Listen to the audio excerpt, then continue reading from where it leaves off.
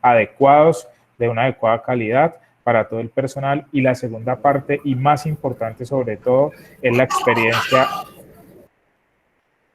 es la situación, la responsabilidad personal que tenemos cada uno de nosotros con el uso de los elementos de protección personal. Te volví a dejar de presentar la pantalla, Álvaro, ¿verdad? se volvió a ir. No sé quién, Sí, se volvió a no ir. sé quién es desconocido, pero les vamos a pedir que por favor no, no toquen los elementos de la pantalla, por favor.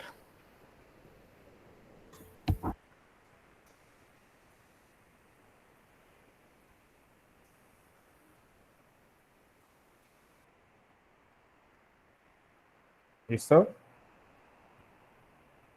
Muy bien.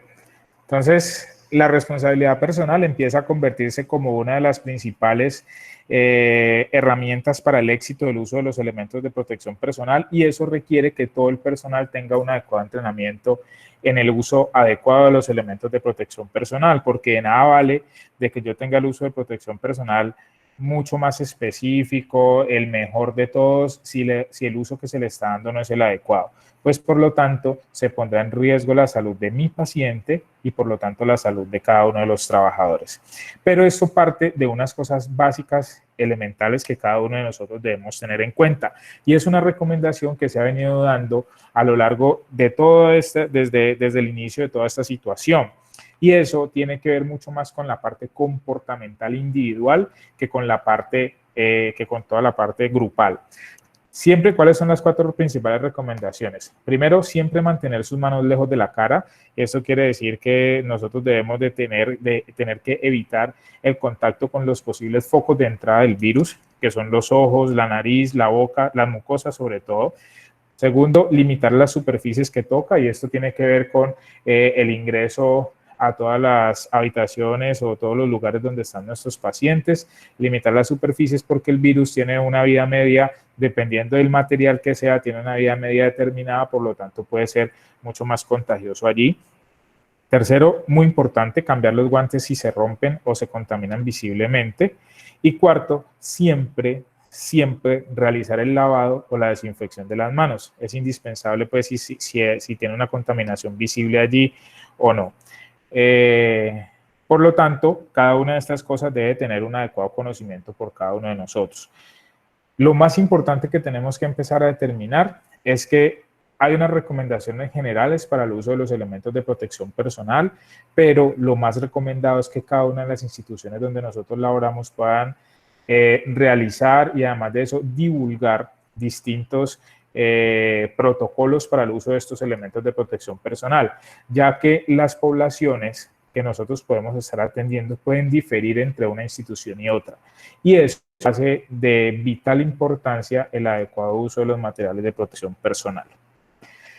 Esta es una investigación que publicó JAMA. Esta fue una publicación de marzo. Fue un estudio clínico un estudio descriptivo que hicieron de 138 pacientes que se hospitalizaron en Wuhan. Fue un estudio muy diciente porque es un estudio crítico para el personal de la salud. Midieron 138 casos de pacientes que se hospitalizaron por neumonía en Wuhan, y les cuento que de esos 138 pacientes, 40 de esos pacientes, o sea, el 29% casi después del total de la investigación, fueron pacientes del staff médico. ¿Sí? De esos 40 pacientes, uno de esos requirió hospitalización en la UCI, 39 pacientes pues no requirieron UCI, pero estuvieron enfermos.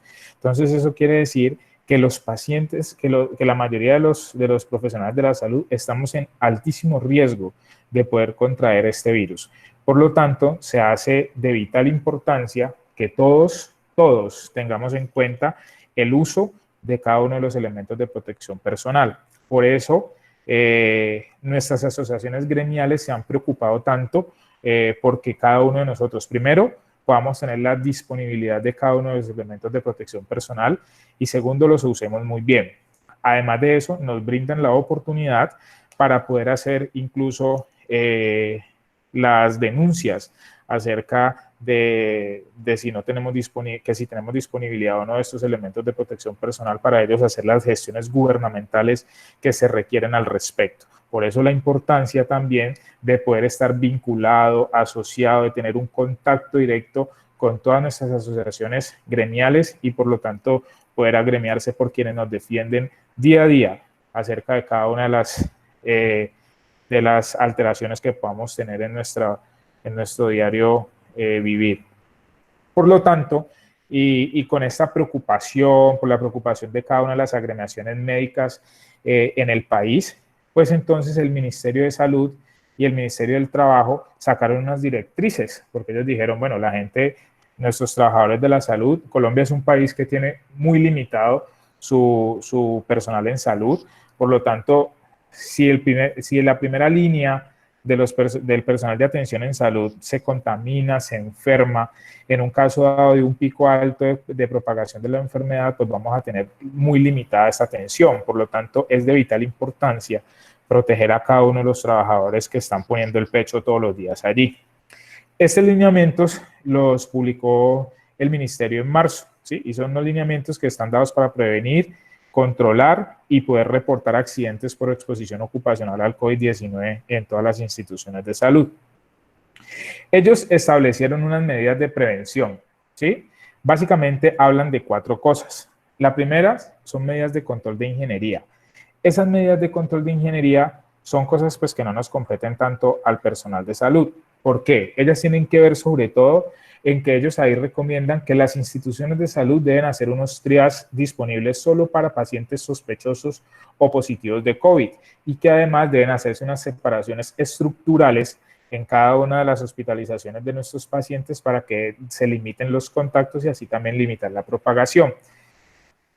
Además, también se refieren a medidas de control administrativas. Estas medidas de control administrativas tienen que ver con distintas cosas. Por ejemplo, el diagnóstico oportuno de cada uno de estos pacientes, la caracterización de la exposición ocupacional. Esto tiene que ver sobre todo con poder establecer cuáles son los nexos epidemiológicos, poder saber cuánto puede ser el riesgo ocupacional entre los servicios y demás. Además, monitorizar los casos confirmados, evitar aglomeraciones, sobre todo, por ejemplo, en los hospitales, en las salas de espera, con los pacientes que están contaminados, fomentar el trabajo en casa, que eso también depende de más partes gubernamentales que de nosotros, y además de eso hacer todo el tipo de promoción acerca de los buenos hábitos para poder evitar el contagio. Y sobre todo, hablan de 2 hábitos muy importantes. El primero es el adecuado lavado de las manos, aprenderse a lavar las manos, o sea, eso es una cosa que debe llamarnos mucho la atención porque supuestamente estamos tan industrializados y demás, tratando de hacer muchas cosas y ni siquiera la población sabe lavarse las manos. Una cosa tan elemental que debe ser el adecuado lavado de las manos, pero no podemos tratar de pedirle esto a nuestra población si, por ejemplo, los trabajadores de la salud no sabemos cómo hacerlo.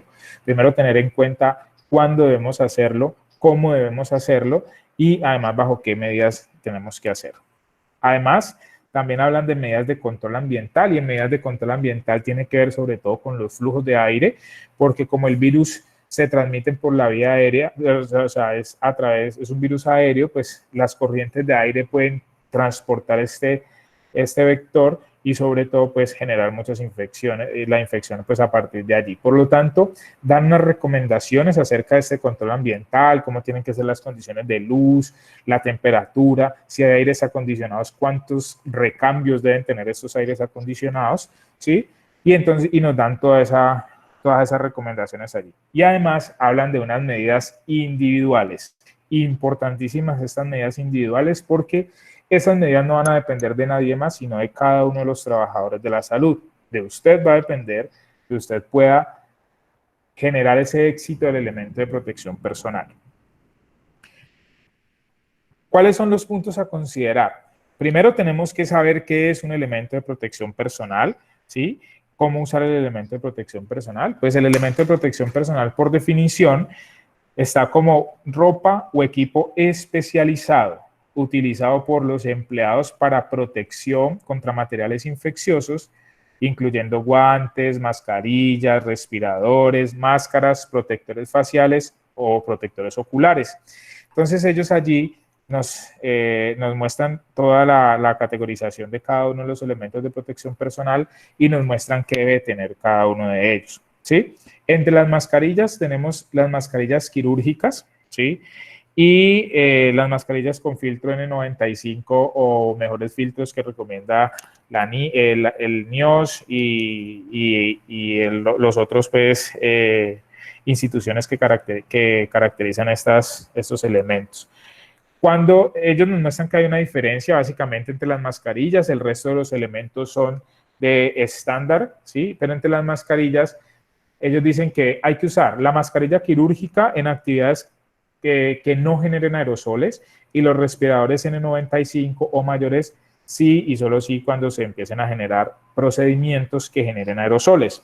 Entre esos, sobre todo, en terapia respiratoria y fisioterapia, sobre todo lo que hacemos, casi todo lo que hacemos nosotros, la toma de las muestras, la succión de secreciones, la terapia respiratoria y demás, cualquier cosa que pueda producir tos y todo ese tipo de cosas. Por eso, desde antes incluso estaba reglamentado que cada una de las terapias respiratorias en el ambiente hospitalario debería hacerse con este tipo de respiradores. Por lo tanto, ellos sacaron una tabla de recomendaciones y ellos dijeron, bueno, los trabajadores de la salud, ¿cómo vamos a repartirlos? ¿Sí? Y básicamente los repartieron en 3 grandes grupos, ¿sí? Dependiendo de las actividades. Los repartieron en, primero, unos elementos de protección personal cuando hagamos actividades que no generen aerosoles. 2, actividades que sí generen aerosoles. Y 3, procedimientos quirúrgicos, ¿sí? Porque está dado, pues, estudiado que los procedimientos quirúrgicos siempre hay generación de aerosoles. Por lo tanto, ellos van a tener que tener unos elementos de protección personal o no. Me voy a permitir leer cada una de este tipo de cosas. Básicamente, solo van a cambiar en una, como les contaba antes, pero los tipos de elementos de protección personal que ellos recomiendan, básicamente son los siguientes. Primero, mascarilla quirúrgica. Segundo, visor, careta o monogafas para la cobertura de toda la parte de los ojos, bata manga larga antifluido, guantes no estériles, el vestido quirúrgico debajo de la bata que se retira al final del turno y opcional el gorro. Las polainas ni siquiera aparecen aquí todavía. En la otra parte, que ya es la parte donde en procedimientos donde sí se generan aerosoles, la única cosa que cambia es el respirador N95, ¿sí? Que es el respirador que tiene mayor filtro para este tipo de partículas. Y pues para los procedimientos quirúrgicos ya vienen con los guantes estériles y el gorro y las polainas. Esto se da para toda la parte transversal de la atención de nosotros a nuestros pacientes, en urgencias, en hospitalización, en el cuidado intensivo, en las salas de cirugía o recuperación y en la consulta externa, que es algo muy importante que aparece aquí en este caso. En cuanto a todas las aplicaciones y los aplicativos que tenemos en nuestras instituciones, pues tenemos que tener en cuenta que nuestros pacientes pues, deben de tener una etiqueta respiratoria y unas precauciones estándar. Entre las precauciones estándar está el lavado de manos, el uso de guantes no estériles, la mascarilla y los protectores oculares, ¿sí? La bata también. Y cuando tienen etiqueta respiratoria, el uso de la mascarilla estándar, el lavado de las manos, y además de eso, toser y estornudar correctamente, que es una cosa muy importante. Ya cuando tenemos la disposición de nuestros elementos de protección personal, la siguiente pregunta es, ¿qué hacemos con los elementos de protección personal y cómo deben usarse? Lo primero que tenemos que hacer antes de ponernos los elementos de protección personal es retirar todos los elementos personales. Las joyas, el reloj, el teléfono, los aditamentos como el carnet, todo ese tipo de cosas, nosotros no deberíamos atender a nuestros pacientes sospechosos o positivos con nada de estas cosas, ¿sí? Con los fómites que llaman teóricamente, no deberíamos tener ningún fómite, de hecho no deberíamos salir de la casa con nada de eso, las mujeres deberían salir sin aretes, sin relojes, los hombres también, la argolla del matrimonio, nada de ese tipo de cosas. Importantísimo realizar el lavado de higiene de manos, las uñas cortas y el cabello recogido, esto es muy importante. Y además de eso también me faltó para los hombres que los hombres no deberían tener barba, ¿sí? Porque es que la barba va a limitar el ajuste del respirador N95 y por ahí puede haber filtraciones o incluso el virus, una gotícula puede caer en la barba y quedarse en la barba y puede generar este tipo de situaciones. Además de eso, verificar que todos los componentes de los elementos de protección sean del tamaño correcto, porque nada me vale que una persona pequeña, mujer, delgada, tenga unos guantes L o M, porque este tipo de cosas pueden llevar a errores durante los procedimientos y el riesgo de contaminación es mucho mayor. O un hombre grande tener unos guantes S. Eso no puede pasar. Los elementos de protección personal tienen que ser personales tienen que ser de adecuado tamaño, dependiendo de todas las personas que están allí. ¿Cuándo debo usar los elementos de protección personal? Pues realmente eso debe ser como transversal a la atención. Sin embargo, en urgencias y en la consulta externa están determinados para cuando se use procedimientos que tengan producción de aerosoles. Sobre todo la intubación orotraqueal es un momento cumbre de mucha producción de aerosoles. Ya vamos a ver más adelante, por ejemplo, lo que nuestro compañero Alex nos va a compartir acerca de todas las precauciones que se deben tener al respecto, la reanimación de estos pacientes. Obviamente y sobre todo, impagaritablemente en la toma de muestra respiratoria debe estar adecuadamente la adecuada disposición y uso de los elementos de protección personal. En las intervenciones por terapia respiratoria, en las intervenciones en las traqueostomías y sobre todo en la aspiración de las secreciones, que son momentos cumbres para hacerlo. Aquí está una de las imágenes que nos presenta el Ministerio de Salud y del Trabajo para el adecuado uso de la mascarilla N95. La mascarilla N95 es un muy buen elemento de protección personal, pero es uno de los elementos de protección personal que más maltrata el personal de salud, ¿sí? Porque no tenemos en cuenta que ese es un material que primero nos está protegiendo, es el primer material que nos protege, pero no tratamos adecuadamente el filtro. La primera imagen, el primer cuadrito superior, nos muestra que la mascarilla debe cogerse desde la parte de afuera, así como circundando toda la mascarilla, y de allí ese filtro debe tratarse supremamente bien, porque si el filtro se fractura, se humedece, se dobla o alguna cosa, allí pierde sellado y pierde la capacidad del filtro. Debe manipularse desde las tiras de la mascarilla y debe ponerse de la forma en la que aparece en la imagen. Primero debe cogerse la mascarilla aquí, luego debe pasarse el primer cosito pues en la parte de arriba, luego se debe pasar el otro y después de eso debe comprobarse el sellado positivo y el sellado negativo de la mascarilla. Primero, la mascarilla tiene que ser de un adecuado tamaño, ¿sí? Lastimosamente en nuestro país las mascarillas son estándar, ¿sí? Entonces, para las niñas que son mucho más pequeñas, con la cara mucho más fina, les va a quedar un poco más grande, pero las personas que son más grandes puedas que les quede bien o incluso pequeñas estas mascarillas. Hay unas comprobaciones del sellado positivo y esto tiene que ver con la tensión que tienen las tiras de sujeción de la mascarilla. Primero, para el sellado positivo, lo que hay que hacer es que toca ajustar los bordes de la mascarilla. Usted debe ajustar fuertemente el borde de la mascarilla a su piel y para comprobar el sellado positivo debe exhalar bruscamente, ¿sí? Debe hacer una presión positiva dentro del respirador que indique que no hay fugas. Si usted siente que hay fugas hacia los ojos o hacia las orejas, pues allí tiene un poco de fuga en esa parte y lo que tiene que hacer es ajustar un poco las tirillas y después volver a probar el sello. Eso tiene que repetirlo, el ajuste, el quitársela y el ajustarlo hasta que ya el sello sea totalmente adecuado. Y la comprobación del sellado negativo es que usted tiene que inhalar profundamente y no debe sentir que hayan fugas. O sea, lo que usted debe sentir es que cuando usted se ponga la presión en la cara, usted debe sentir que no puede respirar nada, ¿sí? Que no puede inhalar nada. Y cuando eso pase, entonces allí usted ya comprueba adecuadamente el sello de la mascarilla. Por eso justamente le decía a los hombres que no pueden tener barba ni nada de esto, que esto puede evitar que el sello de la mascarilla sea el más adecuado. Esta parte es muy importante porque es una cosa que muchas veces nosotros peleamos por eso y demás, pero es que la ley es clara cuando dice que las administradoras de planes de beneficio, las administradoras de regímenes especiales, la prepagada, todas las IPS y todo ese tipo de cosas, y las secretarías de salud departamentales, distritales y locales deben garantizar en la toma de muestra, deben garantizar todos los elementos de protección personal para poder tomar estas muestras. Y ellos son los encargados básicamente de hacer la remisión a los laboratorios para el análisis de estas muestras.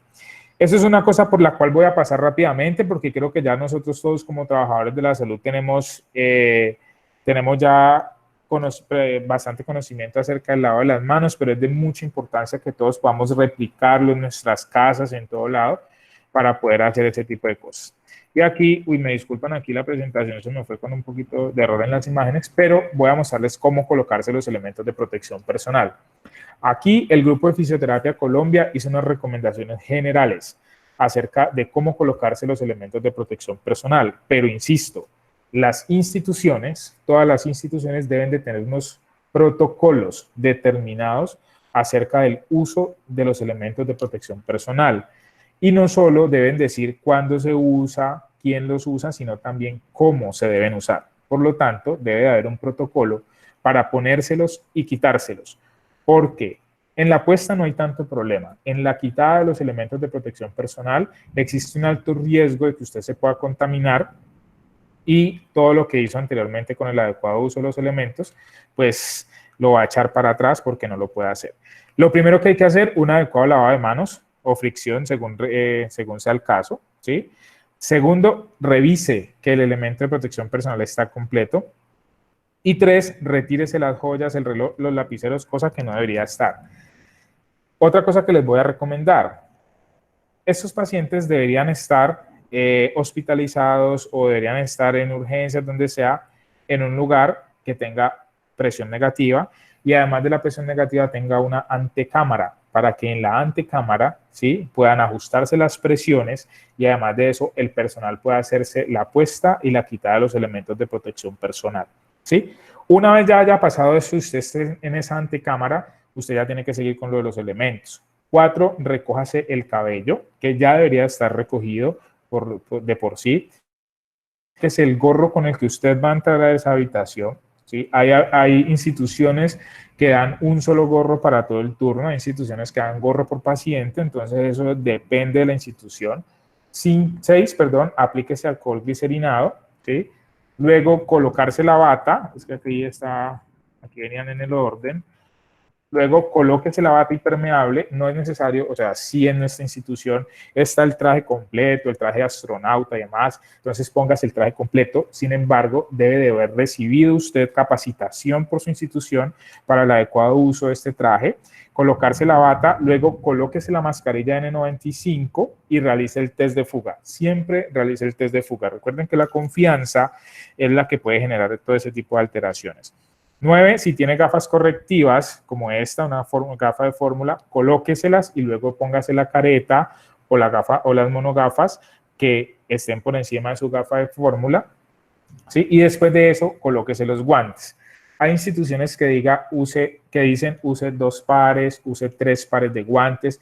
La recomendación es que usted pueda usar mínimo 2 pares de guantes, unos guantes por debajo de la bata y otros guantes por encima de la bata, para que usted después cuando se los vaya a quitar pueda hacer cosas distintas con los guantes que ya les voy a contar qué más puede ser. Después de colocarse los guantes, usted debe estirar los brazos y revise que las mangas de la bata no se desplacen, que eso quede bien ajustado. Seguramente usted se va a poder poner evaluar ese tipo de cosas antes de que usted entre, de volverse a poner, de mirar si la bata le queda, no le vaya a quedar la bata a la mitad del brazo, porque si no, pues no va a hacer nada. Luego, ¿cómo quitárnoslo?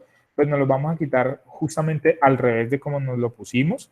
Lo primero es que usted tiene que salir a la esclusa de esa habitación, debe ubicarse en la zona de retiro de los EPPs, use el alcohol glicerinado sobre los guantes, ¿sí?, y salga del cuarto del paciente. Luego de eso, aplíquese alcohol nuevamente sobre los guantes, quítese la careta. Si la careta es desechable, bótela, pero si no es desechable, entonces desinféctela con alcohol al 70%, desinfecte muy bien la careta, déjela en una zona limpia, en esas esclusas. El personal de enfermería es muy juicioso y debe de tener dividido, o si no ustedes, deben tener divididos en zonas limpias y zonas sucias. Luego de eso, retírese la bata, ¿sí?, enróllela hacia afuera, como estamos acostumbrados a quitarnos las batas, la enrollamos hacia afuera y la desechamos, ¿sí?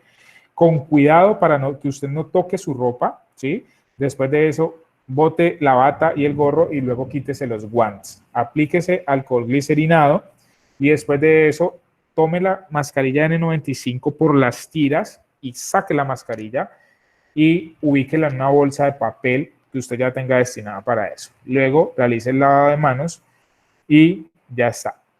Este paso de cómo quitarse los elementos de protección es importantísimo porque esta situación puede generar mucha contaminación, porque usted ya estuvo en el medio contaminado y después de eso, cuando usted se va a quitar todos sus elementos de protección personal, pues ya la cosa va a ser con unos elementos que están contaminados y no limpios. Esto para el hisopado nasofaríngeo es una información rápida porque yo creo que mis compañeros van a hablar más ahora de eso. Debe hacerse en el ámbito hospitalario, la recomendación es que eso se haga en una habitación con presión negativa, que eso tenga al menos 12 recambios por hora. Eso tiene unas condiciones ambientales específicas. La succión de la habitación tiene que ser de 60 pascales.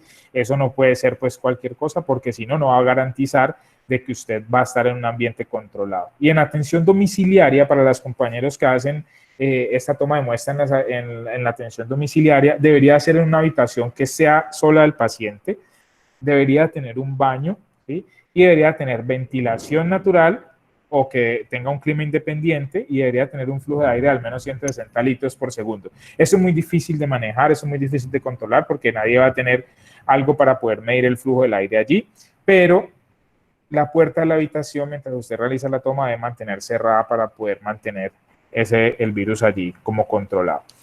Estas son las recomendaciones generales. Recuerden que lo más indicado es que en cada una de nuestras instituciones puedan hacerse cada uno de los protocolos para el uso de los elementos de protección personal y además de eso es muy importante que ustedes se hagan una capacitación, que su institución los capacite acerca del adecuado uso y reuso de esos elementos de protección personal, porque el Ministerio de Salud y el Trabajo, pues ya previendo todo lo que va a pasar internacionalmente, cómo está la situación y todo ese tipo de cosas, también establecieron unas normativas para el reuso de estos elementos de protección personal, pero esto será situaciones de otro momento, de otra charla, porque y seguramente con otros especialistas que estén más especializados en lo de la esterilización y demás, porque también hay unas políticas del uso y el reuso de estos elementos de protección personal. Y aquí les dejo un poco como la bibliografía, pues, y demás de eso. Y muy importante, en la casa, ¿sí? Debe poner los equipos con los que usted llegue en un sitio diferente, ¿sí? A cuando llegue allí. Retirarse la ropa, lavarla y obviamente ducharse antes de entrar en contacto con sus familiares. Esta es una imagen muy importante que todos podemos hacer al ingreso de nuestras casas, una zona sucia y una zona limpia. Así deberían ser las esclusas, por ejemplo, de nuestros pacientes y allí tener todo ese tipo de situaciones para que podamos entrar a nuestras casas de una forma adecuada y tratando de contaminar a las personas de la menor forma posible. Creo que me excedí un poquito en el tiempo, les pido disculpas, pero ya está esta importante educación. Muchas gracias.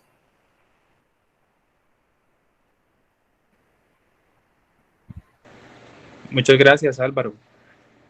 Damos continuidad con la ponencia de Alexander Peña.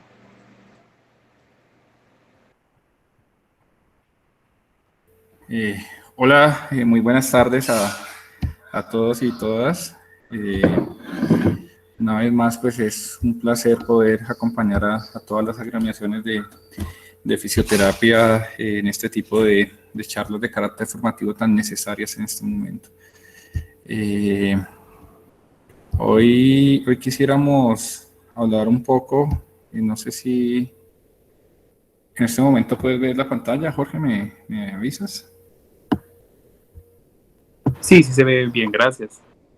Listo, vamos a hablar un poco acerca de lo que es el rol del fisioterapeuta y no sé si yo voy a dejar de compartir un segundo acá. Voy a dejar de compartir un segundo.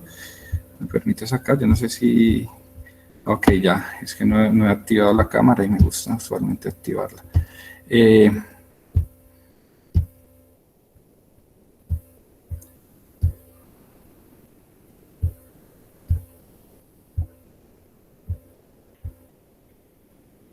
Ok, creo que ahí estamos.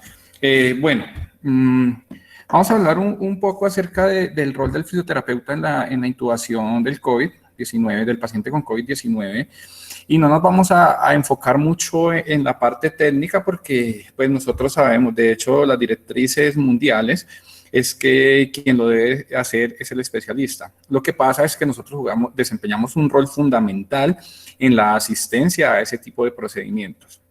Ya, si bien quienes son los encargados de acceder a la vía aérea del paciente son personas sumamente entrenadas, nosotros somos una parte muy importante, esencial en todos los escenarios de intubación. Ya, pero esta situación de altamente contagiosa nos coloca a nosotros a veces a pensar si en realidad lo estamos haciendo bien o probablemente lo podamos hacer un poco mejor. Y la idea de la charla y el tema de hoy es tratar de debatir toda esa serie de puntos, ¿no?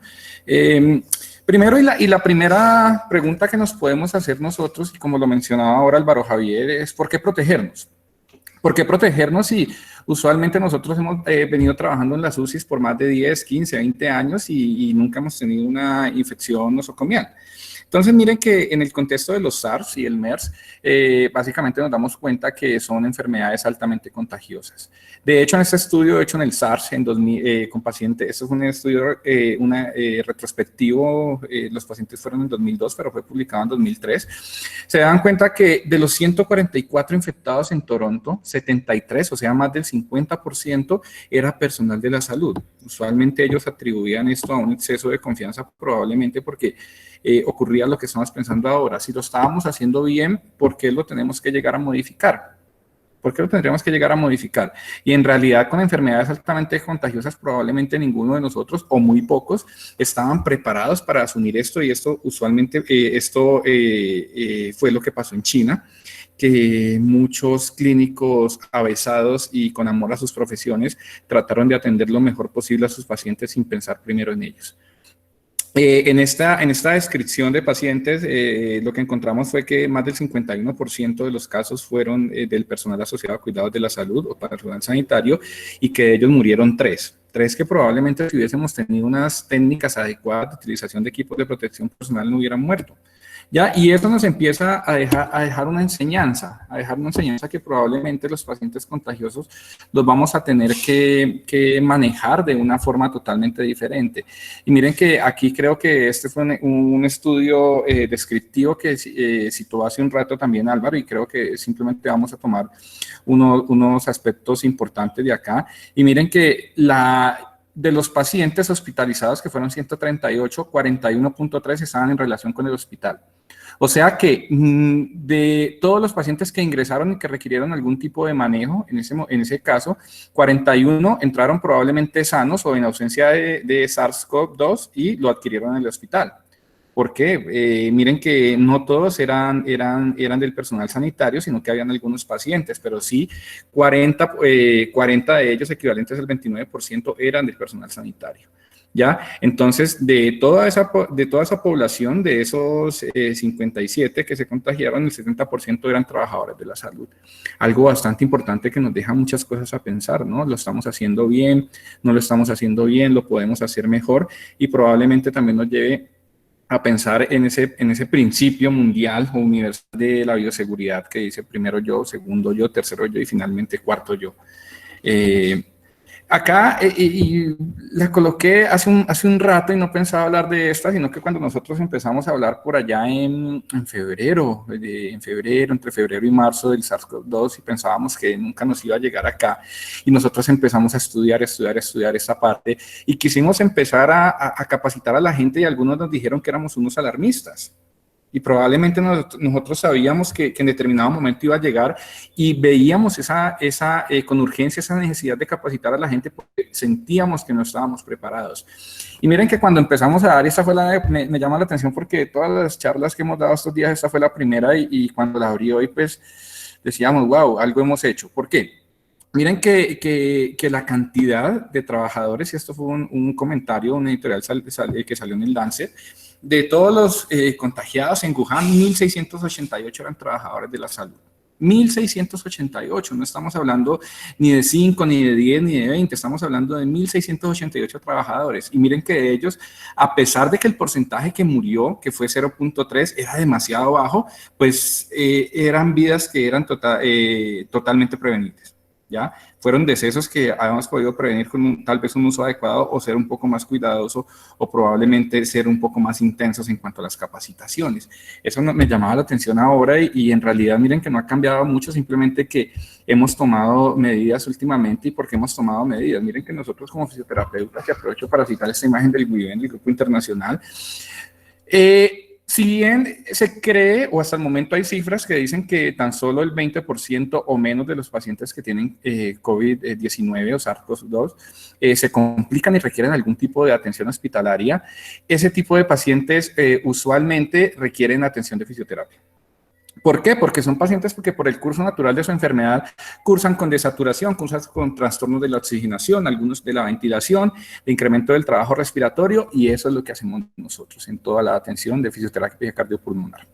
Ya, y mire que aquí principalmente en este gráfico nos dice que estamos con el paciente que está en una falla respiratoria progresiva. ¿Qué tiene de común esto? Que toda la asistencia la hacemos nosotros. Nosotros en ningún momento alguna de estas actividades se las delegamos a un tercero o a un administrativo. Toda la atención en vivo a la cabecera del paciente la hacemos nosotros como fisioterapeutas.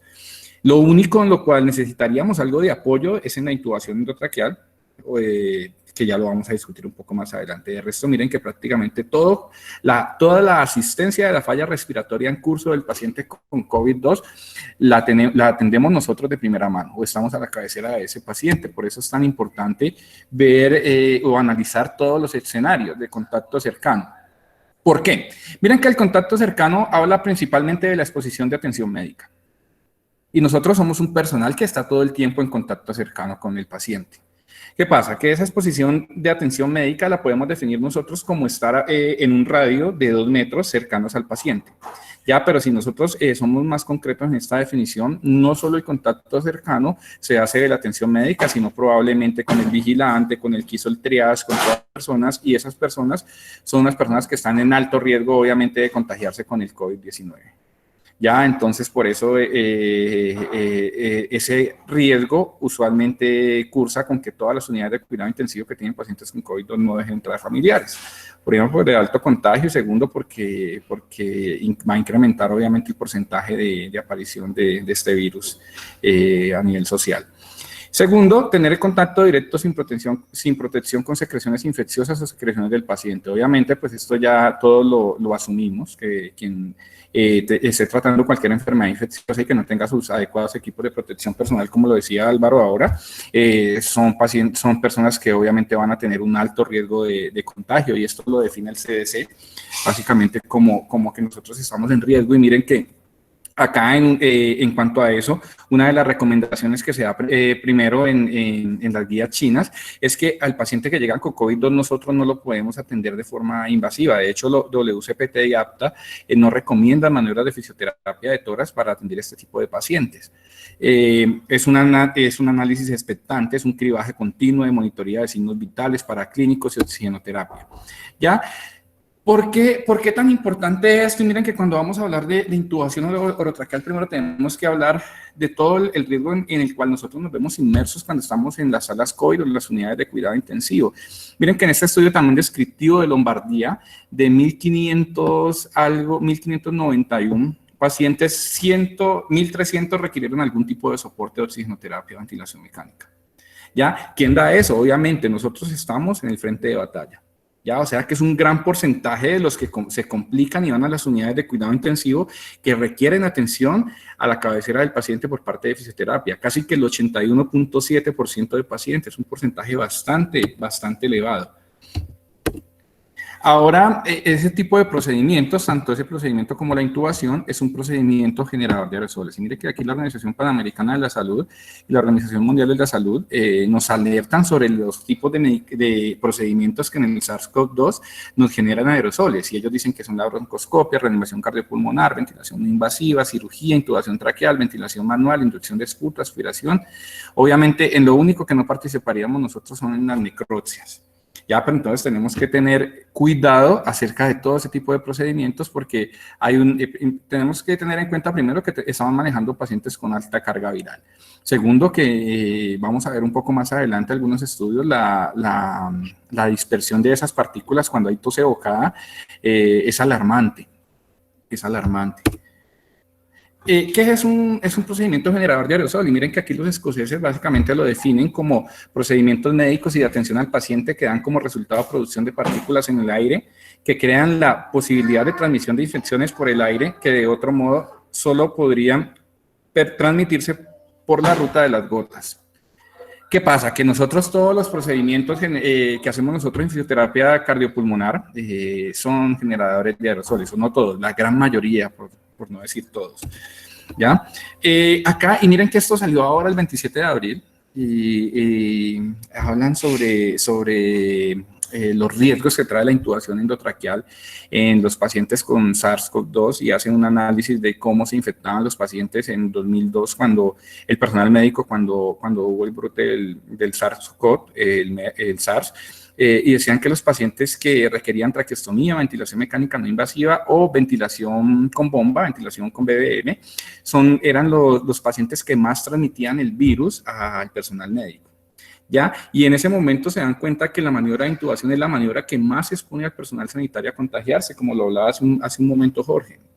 ¿Ya? Finalmente no concluyen nada y lo único que ellos sugieren es que se deben hacer investigaciones más concretas y obviamente de más peso para hacer unas recomendaciones fuertes acerca de los equipos de protección personal. La última sugerencia que hacen es que nosotros, al ser el personal especializado, tanto los anestesiólogos, los especialistas como la parte de fisioterapia, deben protegerse porque son parte vital que ellos necesitan o todos necesitamos en este momento los soldados en acción y no enfermos por algo que es totalmente prevenible. Miren acá algo muy interesante que sale el 28 de abril en JAMA y miren, acá lo que hacen es en Israel, plantean un escenario simulado en un paciente con 74 años y un chico que creo que tenía entre 6 y 8 años, obviamente maniquíes estaban en escenarios simulados, y con un material fluorescente lo que hacen es evocar, bueno, primero que todo simulan un escenario de intubación y evocan durante ese escenario de intubación dos procesos de tos, dos episodios de tos. Que se dan cuenta, primero que todo, es los médicos, eran 2 médicos y 2 enfermeras por cada paciente. ¿Ya? Estos médicos estaban equipados con su N95, con su careta, con sus guantes y con un delantal. Ya cuando termina el procedimiento, lo que hacen es pasarlo por una cámara para revelar toda la sustancia fluorescente y lo que se dan cuenta es que miran el pelo como está en la imagen de abajo en la C, totalmente impregnados de partículas fluorescentes. Eso en el contexto del SARS-CoV-2 es virus.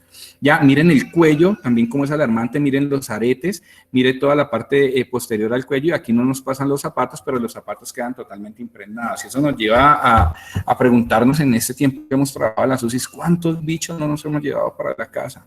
Será importante bañarse antes de llegar a la casa, sobre todo cuando hay niños o cuando hay ancianos o cuando hay personas con comorbilidades.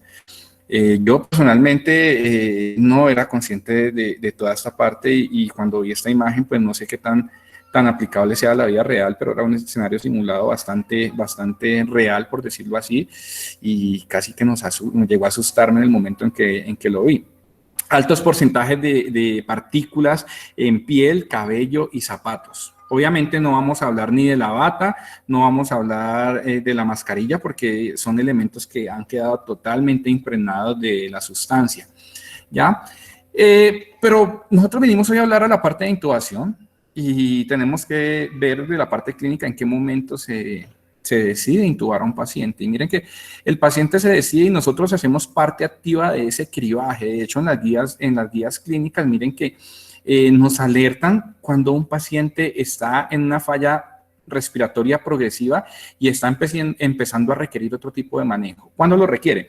Persistencia de síntomas respiratorios, hipoxemia, estrés respiratorio a pesar de haber recibido soporte de oxigenoterapia estándar. Pero esto es una evaluación mucho más subjetiva. Si nosotros quisiéramos hacer una evaluación un poco más objetiva, diríamos que es el paciente que está por más de 2 horas recibiendo algún soporte con oxígeno de cánula, con oxígeno por cánula de alto flujo, ventilación mecánica no invasiva, y aún así persiste con frecuencia respiratoria mayor a 30 respiraciones por minuto y un índice de oxigenación menor a 150 milímetros de mercurio. Obviamente hay muchos puntos de corte para este índice de oxigenación, pero esto es lo que nos sugiere usualmente las guías chinas. Y mire que no difiere mucho del consenso, de la declaración del consenso de medicina crítica para el paciente con COVID, en la cual tuvimos la fortuna de pertenecer al grupo de expertos. Entonces, miren que allá nos alertan sobre el momento en cual iniciar la intubación o pensar en la intubación, y hay unos criterios clínicos y gasométricos. Ya, los mismos que hablábamos anteriormente: disnea moderada, grave, con signos de trabajo respiratorio y uso de musculatura accesoria o movimiento abdominal paradójico. Siguen con la taquipnea mayor a 30 minutos, y lo que sugieren no es intubar al paciente, no es tomarle gases al paciente, sino también tener el índice de SAFI como un indicador de agravamiento del cuadro clínico del paciente. En ese tipo de pacientes que nosotros los vemos desaturados, que no hay forma de soportarlos con otro tipo de dispositivos y que hay necesidad de colocarles máscara de reserva, probablemente un escenario de desaturación con una fracción inspirada tan alta como la que provee la máscara de no reinhalación o de reserva estaría indicando un deterioro clínico, una hipoxemia silente, que es lo que normalmente nosotros encontramos en la literatura, y probablemente nos esté indicando que ese paciente hay que llevarlo a ventilación mecánica, hay que proteger el pulmón, obviamente para evitar la CILI, que yo creo que personalmente que es lo que a estos pacientes está haciendo que haya una progresión de ese cuadro respiratorio a esa imagen que nos plantea Gattinoni de ese fenotipo H que es tan grave. Otros escenarios se han planteado, y miren acá en el diario de anestesiología de los ingleses, de los chinos también, publicado en un diario inglés, nos habla de los mismos requerimientos que teníamos antes. Primero, unos parámetros gasimétricos y otros de la mecánica respiratoria. Nos dice que a esos pacientes hay que apoyarlos y que si no hay respuesta a las 2 horas, hay que intubarlo. Pero también nos plantea otros 2 escenarios: el arresto cardiopulmonar y una pérdida de la integridad de la vía aérea, la pérdida de protección o amenaza con perder la protección de esa vía aérea.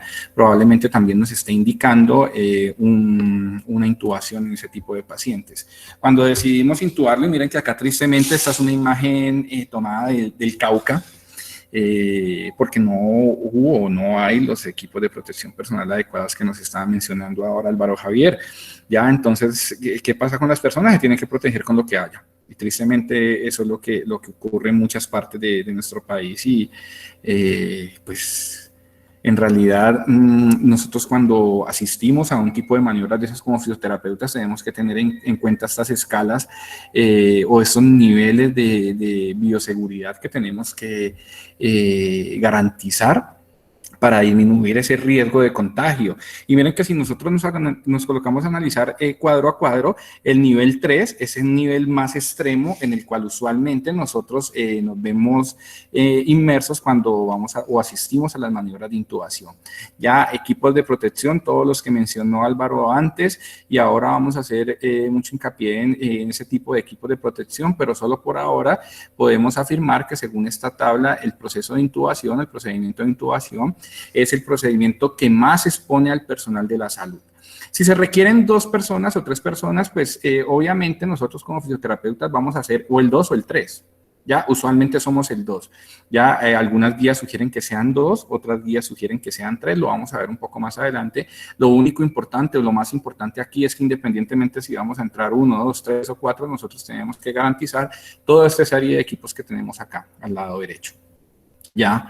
Y miren acá es un poco de la recomendación de las guías británicas, y nos habla un poco de cómo se protegieron en China en ese momento. Y miren que ellos planteaban que la atención, obviamente esto era en el escenario de intubación, la protección básica de ellos eran respiradores N95, encima de los respiradores N95 la mascarilla quirúrgica para protegerlo, gafas de protección, un traje protector con capucha, fundas para los pies, o sea, las polainas que hablaba ahora Álvaro Javier, Y eso era la protección interna. Y miren que tenían varias capas de protección. La protección externa contaba ya obviamente con su careta, contaba con ya la puesta del otro par de guantes, con una bata que era impermeable o una bata plástica, y si se contaba con estos filtros purificadores de aire, que son los que ustedes ven acá, los utilizaban, y si no, no. El problema es que cuando los utilizaban sin este filtro, sin este cangurito negro que están acá, casi que más del 50% de los clínicos o de los anestesiólogos que realizaron el procedimiento se quejaban de que se les empañaba el vidrio o la superficie por donde podían mirar. Entonces era bastante importante. Obviamente no sé si aquí en Colombia tengamos la disponibilidad de todos estos recursos que se dieron en China, pero es la recomendación que hacían ellos para generar un entorno seguro, y de los anestesiólogos que participaron en esta descripción, creo que, si mal no recuerdo, no se infectó ninguno. Ellos, después de hacer este tipo de procedimientos, iban 14 días a un hotel. En el hotel, a los 14 días les tomaban obviamente la PCR nuevamente, y todos estaban sanos. Cuando nosotros pensamos en intubar a un paciente, tenemos que pensar en la realidad. Nosotros al paciente no lo intubamos porque está bien o porque está en un cuadro, está evolucionando de una forma satisfactoria. Lo estamos intubando porque probablemente su deterioro clínico ha sido progresivo, y si no lo intubamos, eso va a cursar o finalizar prácticamente con la muerte. Y miren que la gran mayoría de los pacientes que se intubaron en esta experiencia china tenían hipoxemia, tenían una PAFI menor a 150, y la gran mayoría de estos pacientes venían de ser soportados con sistemas de alto flujo o ventilación mecánica no invasiva. O sea, que no eran pacientes que necesariamente venían con una PAFI de 200 y estaban pensando que sí o sí no, o si les damos otro tipo de soporte. No.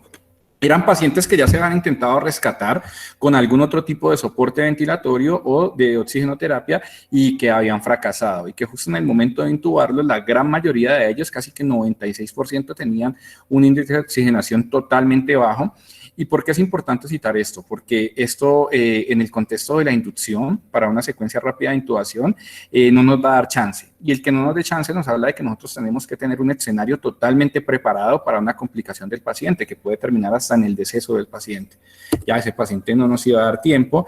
Y miren que usualmente, que se hizo en los escenarios preintubación, se oxigenó en el 100% con FIO2 al 100%. 100% de los pacientes con la FIO2 a 0.1 por 5 minutos.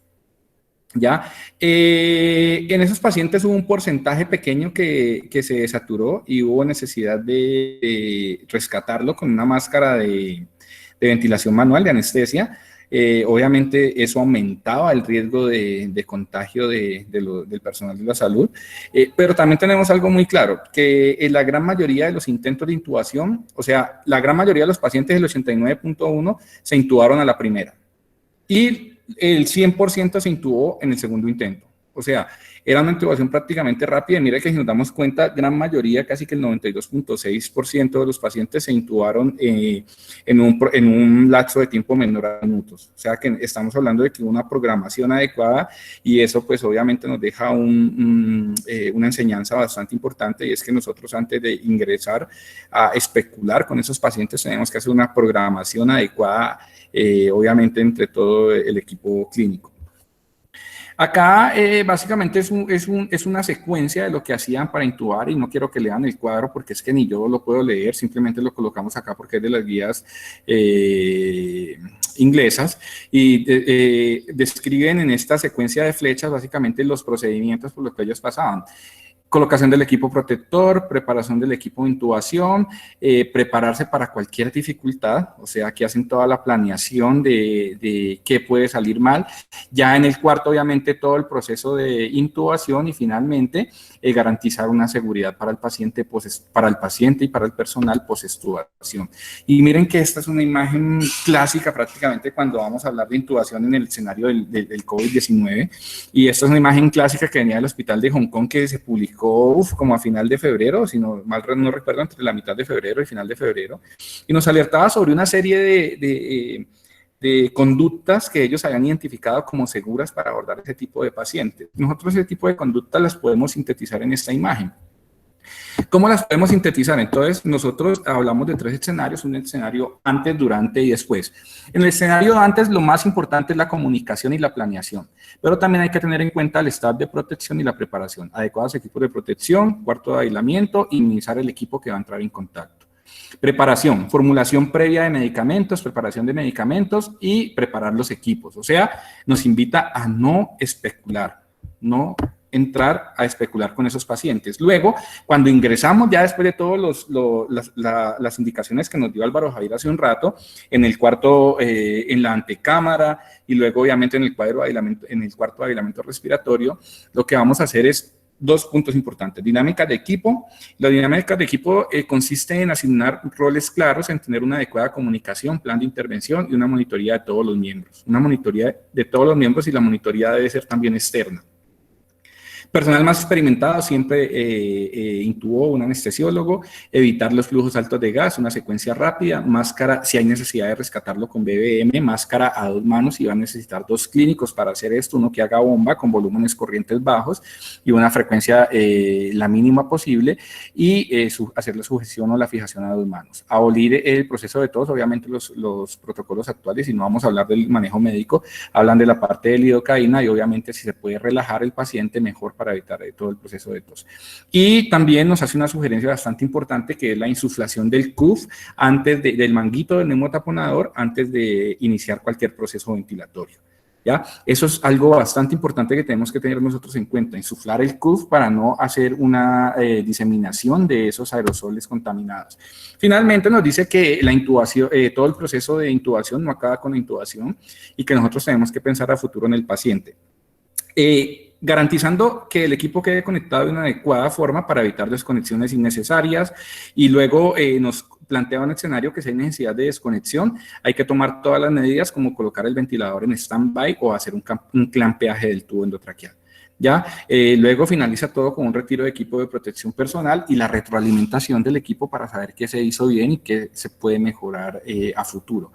Ya miren que de todas formas acá los ingleses nos siguen dejando una serie de aprendizajes, una serie de recomendaciones y en el contexto actual, y lo señalé en rojo porque es bastante importante de la parte de fisioterapia que nosotros estemos atentos a tener un paquete o un carro de intubación solo asignado para el COVID. Que siempre tienen que estar expuestas a la menor cantidad de personas, evitar obviamente los procedimientos generadores de aerosoles, asegurar el kit de vía aérea necesaria y que siempre ese kit, si no hay necesidad de introducirlo al cubículo, que siempre esté a la mano y obviamente usar un lenguaje claro y comunicación de circuito cerrado. Eso es lo esencial en ese tipo de maniobras. Ahora, acá y miren que seguimos hablando con los consensos y ellos con el consenso inglés y ellos básicamente nos dan una indicación del SAS que es seguridad, precisión y rapidez. Seguridad para el personal y para el paciente, o sea, tiene que haber una protección cruzada, tanto del paciente, obviamente primero pensando en el equipo de atención médica. Precisión, y miren que aquí lo que sugieren es evitar confiarse de maniobras desconocidas, o sea, si usted no tiene la experticia en aplicar una maniobra, pues no vaya a ganar experiencia con el paciente COVID porque lo único que va a ganar es un virus, ¿ya? Y solicitar ayuda en caso de no poder hacerla, ¿ya? Y la parte de la rapidez habla de la oportunidad sin prisas o descuidos, o sea, hacer todo de una forma totalmente segura y rápida, ¿ya? Hablan también de que nosotros como fisioterapeutas debemos de tener todo este tipo de equipos a la mano, que son los equipos que normalmente utilizamos en una intubación y que si no hay necesidad de exponerlos al entorno clínico no lo hagamos, pero que sí lo tengamos en la parte de afuera del cubículo con un patinador o un auxiliar o que tengamos a mano. ¿Ya? Hay que tener todo este tipo de herramientas. ¿Qué debemos considerar durante la maniobra? Y miren que en diferentes unidades de cuidado intensivo tienen obviamente diferentes recursos y diferentes técnicas para la intubación. ¿Ya? Hay algunos que van a tener este tipo de tapones que ustedes ven arriba a la izquierda, obviamente para disminuir la cantidad de aerosoles contaminados en el caso de que haya una maniobra de tos. También se sugiere que cuando nosotros vamos a utilizar o que el paciente requiere durante la inducción rápida un tipo de soporte respiratorio por desaturación, que ese tipo de soporte se haga con un Higrovac, o una nariz de camello, que es lo que ustedes ven allí arriba de verde, ese es, obviamente su nombre técnico es el Higrovac, que nunca ventilemos al paciente sin haber insuflado el CUF, que si hay una cámara de aerosolización, de protección de aerosolización, que la utilicemos, que si hay un videolaringoscopio que se puede utilizar, pero sabemos que estas recomendaciones no aplican para todos los escenarios y menos en Colombia, porque muchos de los hospitales, por lo menos en los dos que yo trabajo, no hay videolaringoscopio. ¿Ya? Entonces va a ser difícil. Otra cosa es que este tipo de equipos son fácilmente contaminables y se pueden llegar a dañar y son un poco costosos, entonces no creo que los vayan a exponer acá. Cuando hablamos de exponer, estamos hablando de que debemos minimizar la cantidad de personas que entran a las salas de intubación. Y miren que aquí en esta guía, que es una guía, es el consenso, creo que sigue siendo el inglés. El consenso inglés nos habla de que nosotros tenemos que tener el intubador más experimentado, que afuera debe haber un patinador, un runner o un auxiliar que nos ayude con pasándonos los equipos que necesitemos que no hayamos ingresado a la sala, que debe haber alguien especializado de enfermería para pasar las drogas y monitorizar, y que nosotros debemos estar en el equipo de vía aérea justo a la mano derecha del intubador. ¿Ya? Entonces, no exponer más personas es lo esencial. También tenemos que garantizar un entorno seguro para el paciente y para el equipo clínico. ¿Ya? Entonces, asegurarnos que antes de que nosotros vamos a ingresar a intubar, asistir a la intubación del paciente, pensemos más allá. ¿Qué va a pasar cuando el paciente se intube? Entonces, obviamente, aquí vamos a tener que tener unos sistemas cerrados de succión, que no lo coloqué aquí, vamos a tener que tener un adecuado Higrovac, y probablemente, si el ventilador lo permite, vamos a tener que tener estos filtros EPA. Obviamente, estos solo se van a necesitar en el asa expiratoria de los circuitos, ¿ya? Entonces, la idea es garantizar un entorno seguro, y finalmente, pues yo aquí no voy a enfatizar porque Jorge ya, porque Álvaro o Javier ahora nos explicó muy bien, simplemente volverles a recordar que gran parte de las infecciones no se produce dentro del paciente cuando estamos allá por manipulación inadecuada del paciente, sino por el retiro inadecuado de los equipos de protección personal. Entonces, esto siempre tiene que estar dirigido, como lo hablaba Álvaro hace un rato, y aquí les dejo simplemente una guía de cómo se debe hacer. Esto es un resumen básico de lo que hicimos ahora. Primero, antes de ver el paciente, protéjase. Protéjase, protéjase, protéjase. Luego, haga una planificación y anticipación de todo lo que le puede llegar a ocurrir. Protéjase, planifique bien, anticipe a lo que le puede llegar a pasar, garantice un entorno seguro, ya tanto en el proceso de intubación como posterior a él, con la adecuada colocación de fijaciones del tubo endotraqueal y equipos de filtración de agentes contaminantes, y simplemente recordarles que el peligro no termina con la intubación, que hay que garantizar un adecuado retiro de los equipos de protección personal y un adecuado alojamiento en toda la parte de residuos hospitalarios, ¿ya? Eso era todo lo que tenía por mencionarles de esta parte. Muchas gracias.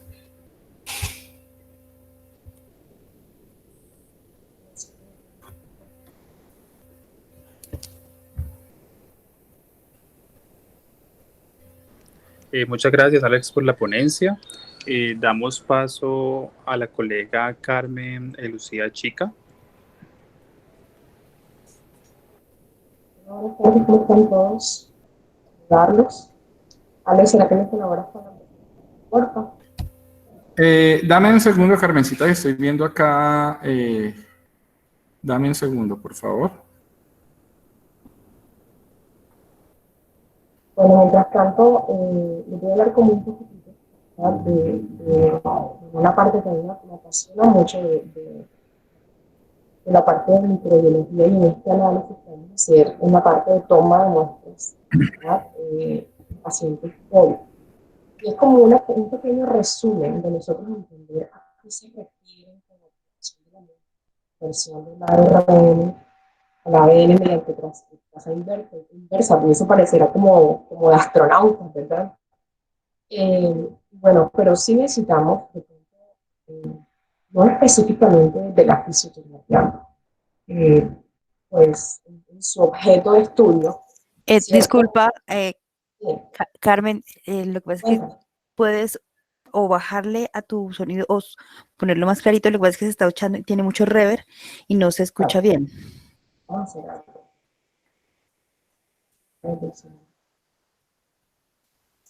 Ya, dame 30 segundos y Ahí empiezo entonces, la transmisión. confírmame ahí, por favor.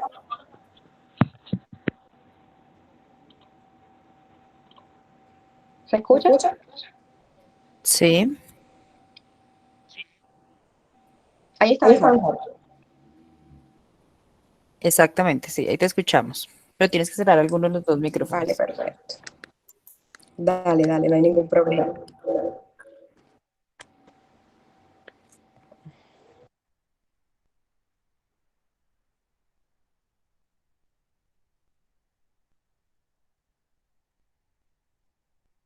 Entonces, ya ahí si tenemos algún problema.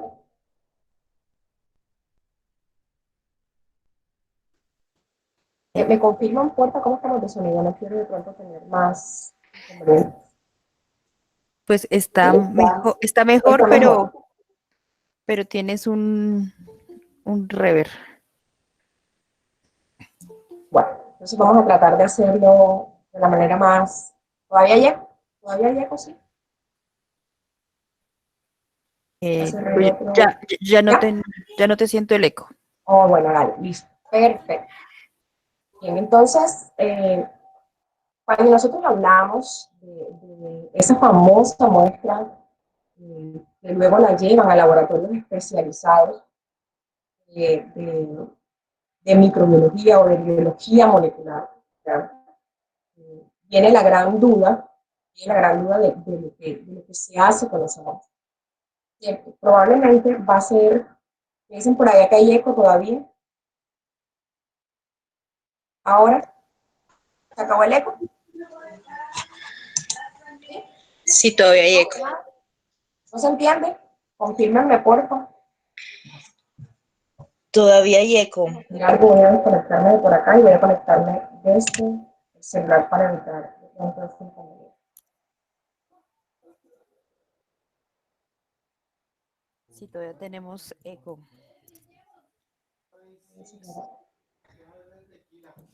¿Será que me permiten el ingreso a la sala para...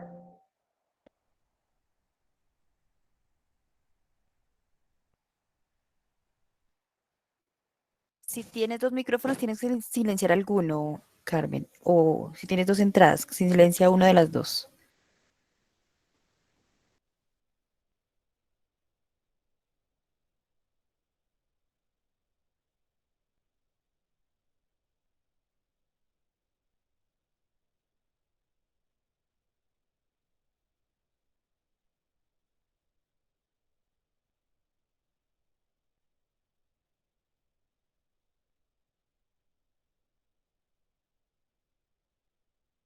No te estamos escuchando ahora. Carmen, ¿me escuchas? Carmen.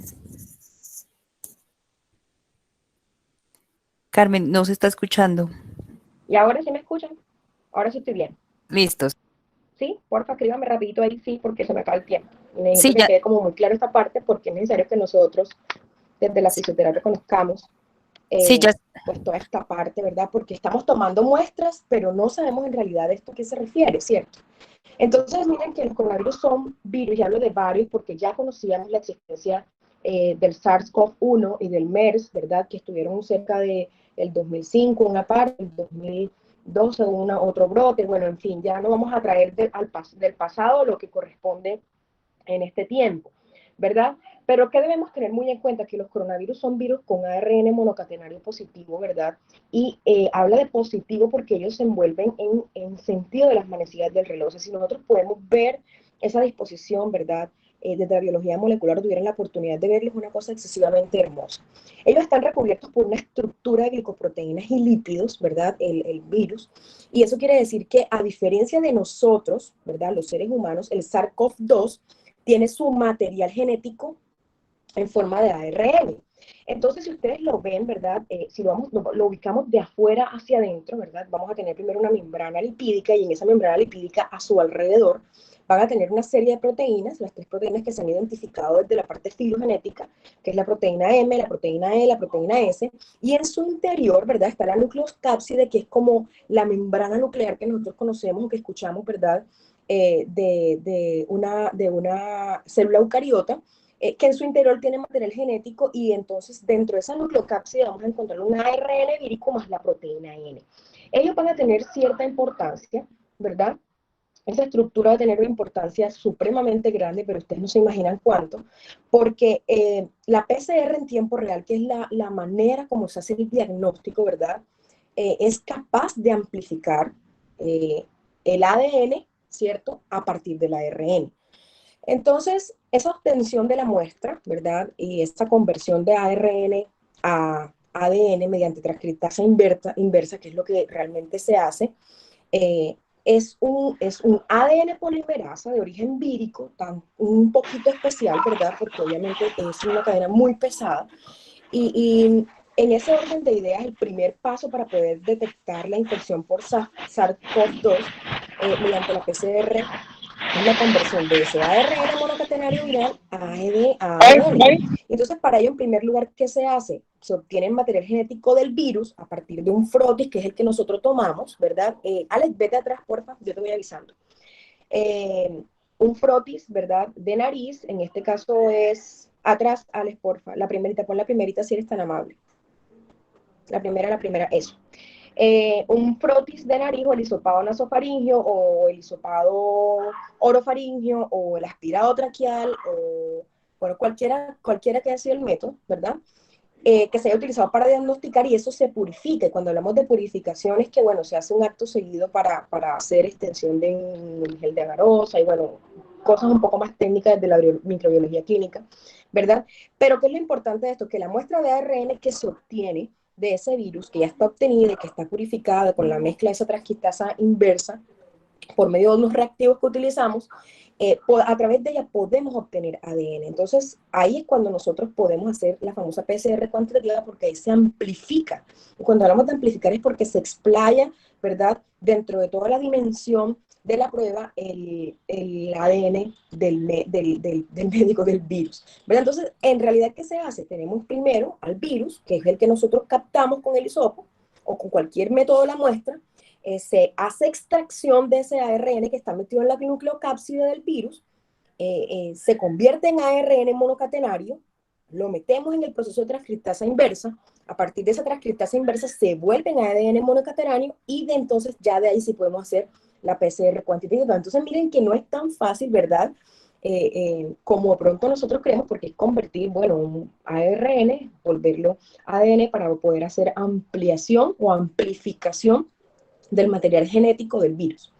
¿Por qué les hago esta explicación? Porque es que si nosotros no tenemos la concepción real de que es necesario guardar los protocolos de la toma de muestra, perfectamente podemos estar arrojando falsos negativos, pero por montones. El ministerio es muy enfático cuando habla y dice clarito que debemos, sí o sí. Alguien me está cambiando, Magali, me estás, porfa, proyectando tu pantalla y me estás interrumpiendo la presentación, porfa.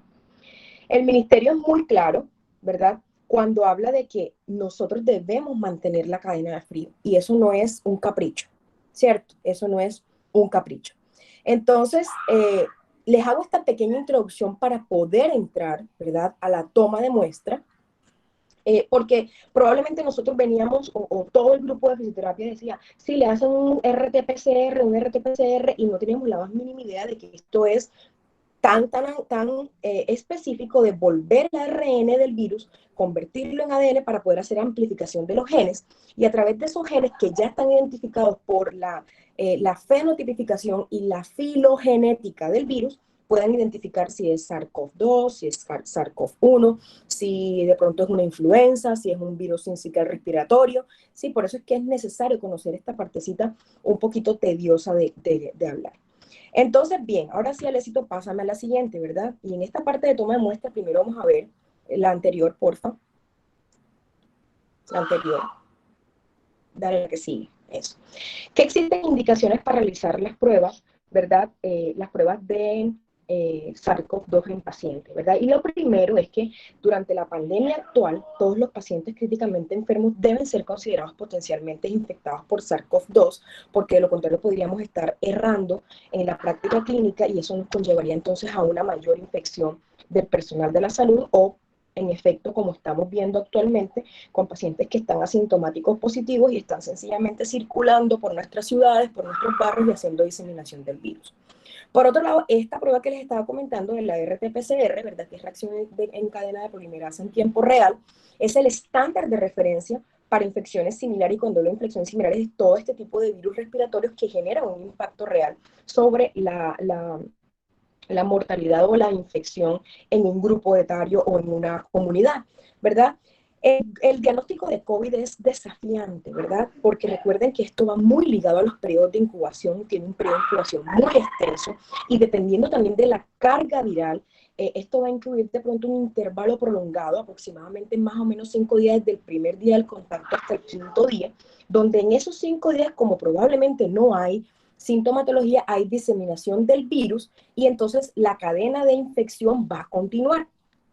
Entonces, esa duración de esa diseminación, que para nosotros, en el caso de ser portadores y todavía no tengamos ningún tipo de síntomas, va a ser variable, ¿verdad? Pero que de acuerdo a la carga viral, como le venía diciendo, o sea, la cantidad de exposición que tengamos, a la predisposición genética, a las comorbilidades, va a poder obviamente generar los tipos de infecciones que vamos a conocer o que ya conocemos con respecto a las afecciones que genera el SARS-CoV-2 en el ser humano, ¿cierto? Dale la siguiente, Alex, por favor.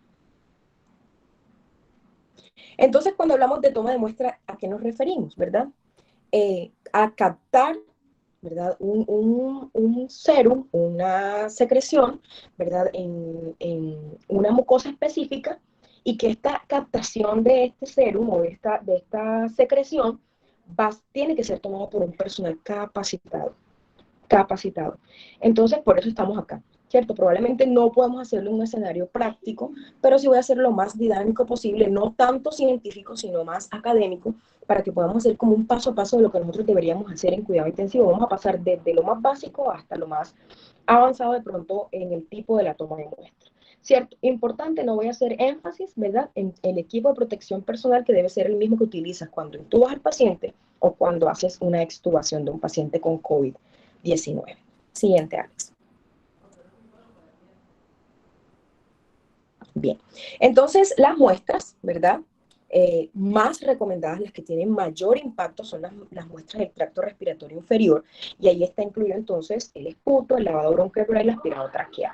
Esas son las que más confiabilidad, especificidad tienen, ¿sí? En ese orden de ideas. No queremos decir con esto de que tienes un paciente en consulta externa, entonces vamos a intubarlo para poder sacar una muestra que sea realmente significativa o que sea impactante para poder determinar si hay confiabilidad o no en el resultado. Para nada. Está entre el 64 y el 67% de la confiabilidad del hisopado naso y orofaringeo, al igual que el aspirado nasofaringeo. El aspirado traqueal, obviamente, como es de vía aérea inferior, pues tiene y arroja toda la confiabilidad del mundo. Entonces, cuando la toma se hace, ¿verdad? En el tracto respiratorio inferior, cuando esto no puede hacerse, perdón, en el tracto respiratorio inferior, ya sabemos que utilizamos entonces las que ya en webinars anteriores habían manifestado y han explicado muy bien, ¿cierto? Que entonces ya sabemos que son el hisopado nasofaringeo, el hisopado orofaringeo y el aspirado nasofaringeo por otra parte. Que es muy recomendado el aspirado nasofaringeo, y el paréntesis, ¿verdad? En pediátricos. En pediátricos es muy recomendado el aspirado nasofaringeo.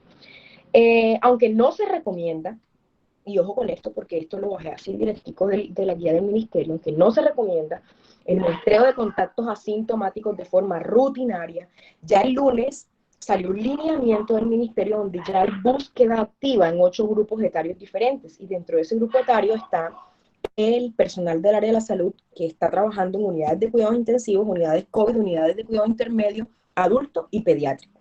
¿Cierto? Entonces ya esa búsqueda activa cuando se efectúa nos va entonces a nosotros a dar, ¿verdad?, un pie de batalla para poder hacer un diagnóstico precoz o de pronto no precoz, temprano es la palabra.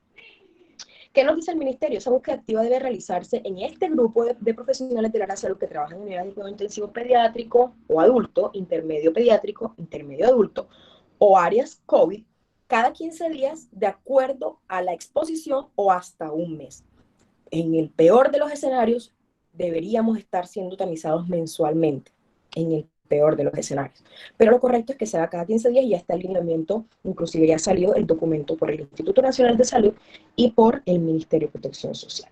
Entonces, ¿qué es lo importante de esto? Que se debe considerar siempre la toma de la muestra en vías respiratorias superiores cuando no tenemos acceso a vía aérea inferior, ¿cierto? Para no generar trauma en ningún tipo de paciente. Siguiente, Alex, por favor.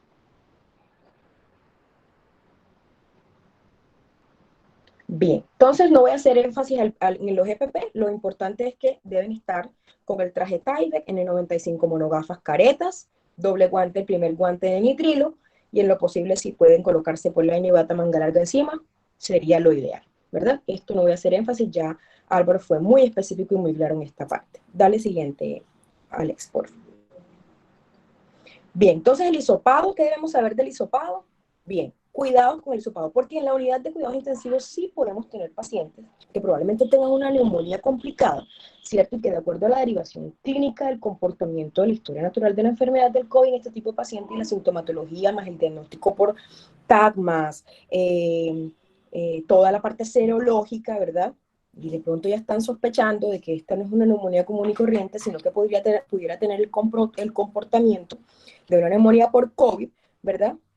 Nos toca hacer hisopados dentro de las unidades de cuidado intensivo, nos toca hacer hisopados nasofaringios, orofaringios o aspirados nasofaringios en estos tipos de pacientes que están en unidades de cuidado intensivo porque preferiblemente necesitan hacer un tamizaje para hacer un diagnóstico presuntivo y hacer pues descarte de las condiciones patológicas que en este momento el paciente pueda estar sufriendo. Entonces, recomendaciones de la guía del ministerio: no use hisopos con alginato de calcio, no use hisopos de madera, no use la punta del hisopo que sea de algodón, tiene que ser de Dacron, ¿cierto? Y el medio de transporte viral en este caso, que va a ser el mismo que utilizaron en consulta externa, el mismo que utilizaron en hospitalización, el mismo que pueden usar en domiciliario, lo pueden utilizar también en la UCI, debe ser un MTB de mínimo 1.5 cc, es decir, el transporte debe tener mínimo esa medida. Y bueno, ya el tubo de ensayo va a la disposición del laboratorio que lo facilite, en este caso del INS. ¿Cierto? Dale a la siguiente, Alex, por favor. Bueno, entonces, pasos, esto es lo que dice el ministerio. Sin embargo, yo voy a ser un poco osada en darle algún tipo de recomendación. El ministerio nos dice clarito, clarito, clarito, así como está allí, ¿verdad? Póngase los guantes, vístase, destape el hisopo, inclina al paciente en 45 grados, introduzca el hisopo hasta la parte más profunda de la nasofaringe. En el caso de la nasofaringe, si es en el caso de la orofaringe, utiliza un bajalengua, baje la lengua para que no contamine el hisopo con el material de la saliva de la lengua, ¿cierto? En lo posible haga hisopado con 2 hisopos, ¿verdad? Uno para que se vaya al laboratorio de salud pública, es la sugerencia clínica, para SARS-CoV-2, y el otro para que le monten un panel viral al paciente, porque recuerden que puede tener comportamiento ya, en este caso pediátrico, virus sincitial respiratorio, o puede ser una influenza, o puede ser un SARS-CoV-1, no sabemos. Pero entonces la sugerencia clínica y lo que he escuchado de pronto en los últimos debates que han arrojado acerca de la toma de muestra es siempre hacer doble toma. O sea, ahí mismo cuando usted esté tamizando al paciente en orofaringe o en naso, toca hacer 2 inclusiones, es lo sano, porque acuérdense que no solamente podemos pensar que es un SARS-CoV-2, ¿verdad? Hay otra gama de virus que deben ser tamizados. Ya eso queda, ojo, a criterio de los protocolos de la institución y del médico tratante, ¿cierto? Pero nosotros no perdemos nada en hacer la sugerencia clínica: doctor, ¿qué tal si hacemos un panel viral? Vamos a tomar o vamos a recolectar no 1, sino 2 hisopos. ¿Cierto? Entonces, en ese orden, como usted lo está viendo, es como lo plantea el ministerio. Ellos sugieren que al final de todo, ¿verdad? Nosotros, después de ya haber manipulado al paciente, incluido el hisopo dentro del MTB o medio de transporte viral, y esté todo ya tapadito, entre comillas, no hay contaminación, procedamos a marcar el medio de transporte viral, ¿verdad? Dale la siguiente, Alex. ¿Cuál es mi sugerencia? ¿Verdad? ¿Cuál es mi sugerencia? Antes de que usted entre a esa unidad, a esa habitación o a esa sala ¿verdad? Que han dispuesto era modificada para COVID, vaya con todo preparado. ¿Sí? Yo creo que es menos contacto con material contaminado. Si yo ingreso a mi unidad del paciente crítico o a la unidad de la sala aérea o a la hospitalización, ¿cierto? Con el MTB ya marcado, ¿cierto? Mi tercer embalaje, mis geles congelados, mi segundo embalaje y mi primer embalaje ya marcado. Si usted se pone a pensar, yo estuve haciendo ese análisis, ¿verdad? Yo decía cuando lo comencé a hacer, como decía el ministerio, decía, wow, pero es que me toca, ya estoy contaminada, ¿cierto? Porque entonces me toca desvestirme y otra vez tener contacto con el MTB, con el que ya yo agarré con los guantes al momento de la toma. Entonces con esos otros guantes, marcar contacto con el Sharpie, contacto con el esparadrapo, contacto con... Entonces yo dije, bueno, vamos a hacer una pequeña variación a ver cómo me va. Esto es una sugerencia personal, ¿cierto? Antes de usted entrar a la unidad, entre con todo listo, ¿verdad? Porque se supone que usted está limpio, el medio de transporte viral está bien cerrado, viene del laboratorio de su institución, no ha tenido contacto con ningún agente contaminante por COVID, y usted sencillamente cuando entra a su unidad, ya entra todo listico, toma la muestra, embala, y esa unidad, ¿verdad? Cuando salga de esa unidad ya está cerrado herméticamente el tercer embalaje y no va a tener usted contacto ni antes, ni durante, ni después, ¿cierto? Dar a la siguiente área. Entonces es una sugerencia que yo sencillamente le doy. Entonces, esto es lo que vemos nosotros, si es el paciente en cualquiera de las vías, ¿verdad? Si es orofaringeo, miren que ahí inclusive yo sí decía, oye, ellos, ¿por qué están poniendo o tamizan o hacen el arrastre con 2 hisopitos? Y es precisamente por eso, ¿verdad? Porque tienen que hacer, la sugerencia clínica es hacer no solamente SARS-CoV-2, sino que hagan un panel viral para poder descartar otro tipo de virus. Y en el caso de la nasofaringe, ojo con esto, y tenemos que ser muy cuidadosos con la técnica, ¿verdad? Es hasta el fondo. O sea, yo siempre cuando voy a las instituciones a hacer de pronto este tipo de entrenamiento, yo les digo, óiganme, hasta el fondo. Me dicen, ¿cuándo es el fondo? Cuando usted sienta el fondo. Eso usted solamente lo puede sentir cuando usted introduce el hisopo y siente el tope de contacto de la punta del hisopo con la parte posterior de la nasofaringe. Entonces es así de sencillo, ¿verdad? Como lo estamos viendo en la foto, pero no vamos a hacer mucho énfasis porque quiero hacer énfasis en otras cositas más adelante. Gracias, Alex, por la siguiente. Bien, en el caso del aspirado nasofaringeo y traqueal, ¿verdad? En este caso, se sugiere el uso, ¿verdad?, de trampa de Lukens. Dale a la siguiente. En el caso de que no tengamos trampa de Lukens, porque es que hay que comprender que la trampa de Lukens es un poco costosa, ¿verdad? El ministerio nos sugiere el tubo recolector. Y tener un tubo recolector es supremamente económico. Entonces ahí tenemos los materiales. Una sonda 8 para adultos, 3 a 5 para pediátricos o neonatos, solución salina estéril, jeringa de 10 cc. Yo en mi experiencia utilizo más bien la de 20 porque hace muy buena succión cuando no hace el aspirado, y el tubo recolector, ¿cierto? El ministerio es claro cuando dice, mire, solamente 3 personas deben hacer la toma o la recolección de la muestra: terapeuta respiratorio, fisioterapeuta respiratorio, enfermero o médico entrenado. No se recomienda el uso, no se recomienda la participación del bacteriólogo en la toma, ¿cierto? Ellos quedaron ya por fuera de esto. Esto no, en ninguna parte tampoco dice que es la auxiliar de enfermería, en ninguna parte dice que es la auxiliar de laboratorio. La guía del ministerio es clara y yo creería que si nos ceñimos a esa necesidad que nos estamos presentando, pues yo creo que todo va a salir muy bien. Entonces, fácil.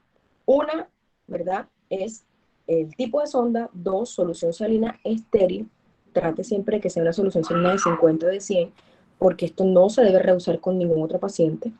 Igual que la jeringa, o sea, nada debe ser de reuso. Todos a su final uso debe ser o debe tener disposición de acuerdo a la ruta de residuos biológicos que se establece también con las guías del ministerio. Y el tubo recolector, pues sencillamente la sugerencia que yo les pudiera dar es que va muy, muy ligado a la pericia o a la experticia del operador o el del tomador de la muestra. ¿Cuál es mi sugerencia? Era la siguiente, Alex, por favor. Alex, vale, gracias. Entonces, ¿qué debemos hacer? Lo primero es con la sonda, medimos la distancia del lóbulo de la oreja a la punta de la nariz. Luego de que ya hemos hecho esta medida, ¿verdad?, o esta medida virtual, ¿cierto? La jeringa de 10 cc o de 20 cc la llenamos con 5 cc de solución salina. Yo le doy una sugerencia, trate de llenarla con 10 cc de solución salina y les voy a decir por qué. porque para que la muestra sea viable, debe tener mínimo 3 cc el tubo recolector. Y por eso les insisto, es muy importante la pericia o la experticia del tomador de la muestra. Porque si usted instila, ¿verdad?, los 5 cc de solución salina y hace el aspirado rápido, a veces solamente le va a devolver 1 o 2. Y si usted solamente deja 1 o 2 en el tubo recolector, la muestra no es viable y el ministerio o el laboratorio de salud pública está en todo el derecho de devolver la muestra y establecer una no conformidad a la clínica o a la institución prestadora de servicios de salud, que puede incurrir inclusive en multas de dinero. Entonces, tenemos que ser muy cuidadosos porque pudiéramos llevar, ¿verdad?, ese tipo de no conformidades a que nos hagan vigilancias exhaustivas por no generar buenas prácticas o buena continuidad en los protocolos que se han determinado desde el Ministerio de Protección Social. Entonces, es muy fácil, ya que luego tienes todas tus cositas listas, es llenar la jeringa con 10 cc de solución salina, coaptarla a la sonda de succión, ¿cierto? Introducirla en la distancia virtual de la que ya usted tuvo la precaución de medir sin tener contacto con el paciente, introduce y instila lo más rápido que puede y ahí mismo aspira. Ese aspirado es el que usted va a incluir en el tubo recolector, ¿verdad? Y se supone que si usted es muy pilosísimo o tuvo la fortuna de que captó 3 cc o más de ese aspirado, entonces puede proceder a instilar dentro del tubo recolector y debemos dejar la punta de la sonda de succión dentro del tubo recolector. Dale la siguiente, Alex. Yo les tengo una sugerencia porque, bueno, paso tomando muestras, creo que mejor dicho, casi la mayoría de mi turno, ¿verdad? Y, ¿qué sugerencia les pudiera dar yo? El ministerio nos habla de cortar con tijera, ¿cierto? Caramba, yo lo veo un poco como, yo lo hice y yo dije, ¿y ahora qué hago con esta tijera? Si ya esta sonda tuvo contacto con la mucosa del paciente, ¿será que miércoles ahora toca lavarla o esterilizarla o meterla en Sterrat o echarle hipoclorito y volverla a utilizar con otro paciente? Y dije, bueno, pero ¿qué estrategia pudiéramos utilizar que fuera un poco más flexible? Y pues nos garantizara a nosotros no tener contacto de hacer o seguir haciendo limpieza y desinfección de equipos. Yo le sugiero el uso de un bisturí y me fue súper bien. Alex, puedes pasar a la siguiente, por favor. El uso de un bisturí, ¿verdad? Dale a la siguiente. Eso, ¿verdad? Entonces corte la sonda con el bisturí. Y el bisturí, como es de único uso, usted sencillamente le hace disposición en el guardián. Y se le acabó el problema porque usted no va a tener más contacto. Son estrategias de pronto de protección para nosotros mismos, ¿cierto? Usted debe ser muy cuidadoso cuando meta la sondita en el tubo recolector, ¿verdad? Ahí hace el corte y el resto de la sonda junto con la jeringa le hace disposición final. Tapas muy bien tu recolector, le haces entonces ya el procedimiento de embalaje y transporte para que la muestra quede perfecta para su procesamiento, ¿verdad? Entonces, ojo, no es que tengan que hacerlo así, son sencillamente sugerencias desde la práctica rutinaria a la que nos hemos enfrentado muchos de los profesionales y de pronto no sé si me dejan por ahí sus mensajitos cómo ha sido la experiencia de cortar con tijera o de pronto cuando tengan la experiencia de cortar con bisturí para no tener que estar luego lavando tijera y haciendo asepsia, limpieza y desinfección de un equipo, bueno, en fin. Estos sencillamente son sugerencias de la práctica clínica. Dale a la siguiente, Alex. Bien, entonces vamos a lo que de pronto nos interesaría en este punto, no siendo menos importante la otra parte, porque recuerden, podemos tener pacientes con neumonías complicadas que necesitan ser tamizados y podemos utilizar cualquiera de las otras dos técnicas. Pero en el caso del paciente que tiene ventilación mecánica, que requirió un soporte ventilatorio mecánico, que tiene una vía aérea artificial, llámese tubo orotraqueal o porque ya es un paciente que venía con una traqueostomía previa, ¿cierto? En estos pacientes adultos intubados y ventilados mecánicamente que tienen la sospecha, se sugiere siempre entonces hacer pruebas diagnósticas de vía aérea inferior porque efectivamente tenemos la viabilidad para hacerlo, ¿cierto? Entonces aquí tenemos el aspirado endotraqueal de preferencia en lugar del lavado broncoalveolar porque ya le fue muy específico o bronquial porque es ampliamente generador de aerosoles, ¿cierto? Y ahora te explico, Yamit, qué haces en el caso de que esos 3 cc no se no se logren. Te toca repetir el procedimiento en la fosa nasal contraria, ¿cierto? Entonces, y puedes utilizar la misma sonda sin ningún problema. Entonces, cuando yo estoy tomando, ¿verdad?, esa muestra de secreción traqueal, es imperativo el uso de succión cerrada. Dale a la siguiente, Alex, porfa. Y es imperativo el uso de filtro hidrovac, como decía ahorita Alex, o higroscópico, o nariz de camello, como le decimos en muchas unidades, para, ¿verdad?, hacer contención en la aspersión o en la aerosolización del virus. Siguiente, Alex, porfa. Entonces, esto lo establecen, ¿verdad?, no solamente las guías nacionales, sino desde la OMS, ¿cierto?, que el lavado bronquioliar debe ser muy limitado. Ya le hemos hecho mucho énfasis a eso. Lo mismo que la inducción del esputo. Alex explicó muy bien que inclusive WCPT no sugiere ninguna técnica para inducir el esputo, efectivamente por el mismo motivo. Y por otro lado, los especímenes de aspirado traqueal parecen de pronto tener menor riesgo, ¿cierto? No tenemos que desconectar al paciente del ventilador, porque recuerden que tenemos el circuito de succión cerrada. La trampa de Lukens me da cierre hermético para coaptarlo al vacuum y a la sonda de succión cerrada. Entonces si nosotros hacemos la práctica correcta, es casi que seguro, no digamos que en un 100%, pero si yo me atrevería a decirlo en un 95%, si de pronto no cometemos un error de práctica. No hay manera que se aerosolice, excepto que usted no sea precavido y genere un derrame, ¿cierto? Entonces ya ahí tocaría activar entonces el protocolo de derrames de residuos biológicos tipo 3. Lo importante de este asunto es que para nosotros los que de pronto estamos en el día a día de UCI, quieren los médicos hacer descarte de casos positivos o negativos o sospechosos o cualquiera que sea la forma, ¿verdad? La sonda de succión cerrada más la trampa de Lukens es la medida más correcta o más segura en estos casos. Si usted tiene al paciente ventilado, pues ¿para qué lo va a hisopar? ¿Cierto? ¿Para qué lo va a hisopar o para qué va a hacer un aspirado nasofaríngeo? Conecte su trampa de Lukens en la sonda de succión cerrada y sencillamente extraiga en mínimo los 3 cc de la muestra. Recuerde siempre, solución salina estéril de un único uso, ¿cierto? Dale a la siguiente, Alex, por favor. Bien, entonces eso es lo que nosotros hacemos, ¿cierto? Eso es lo que nosotros hacemos. En este caso, ahí se lo estoy mostrando pues con la sonda en caso de que no sé, me atreví a colocarlo porque no sé cuáles son las condiciones de pronto administrativas y financieras y de gestión de la calidad de las unidades de cuidado intensivo donde ustedes trabajen, ¿cierto? Entonces, me atrevo a colocar en el caso que ocurra, que Dios nos ampare y nos guarde, ¿verdad? Que no tengamos succión cerrada, porque yo sé que hay unidades de cuidado intensivos donde la gestión de la calidad y la parte de gestión administrativa está un poco débil. No tienen de pronto los requerimientos económicos para hacer la compra de succión cerrada.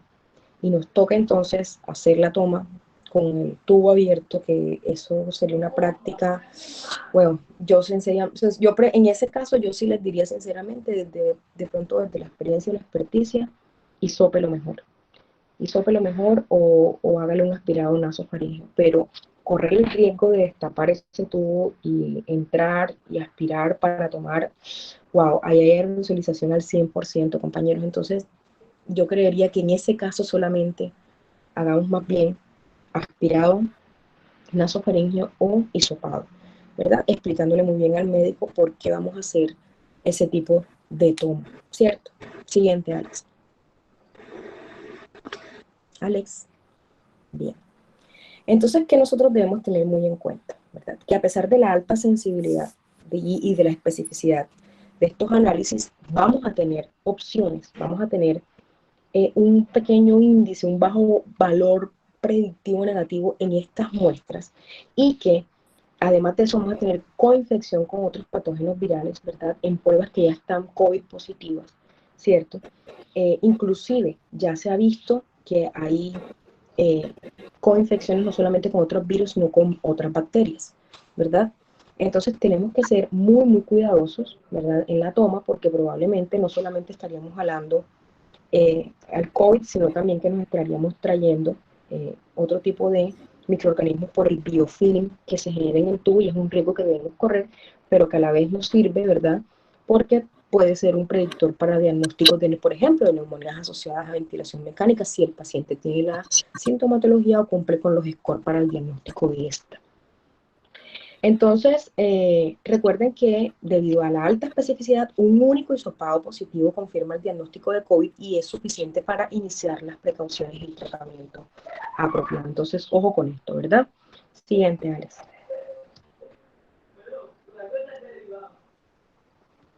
Alex. Bien.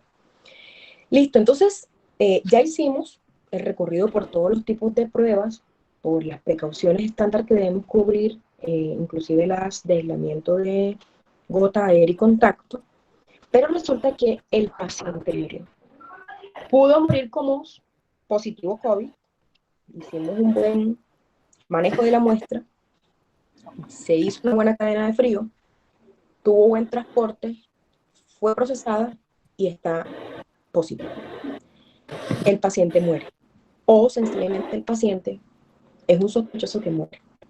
El ministerio es muy claro en la guía, ¿verdad? Y nos dice, oye, si este paciente que tú tenías intubado, tienes que tomarle prueba post-mortem, ¿cierto? Lo ideal es que la toma de la muestra debe ser con hisopos en medio de transporte viral y los aspirados en solución salina, en el caso de que corresponda, ¿cierto? Ya pues les expliqué cuándo haríamos la excepción en un paciente con vía aérea artificial, hacer un hisopado o un aspirado nasofaríngeo.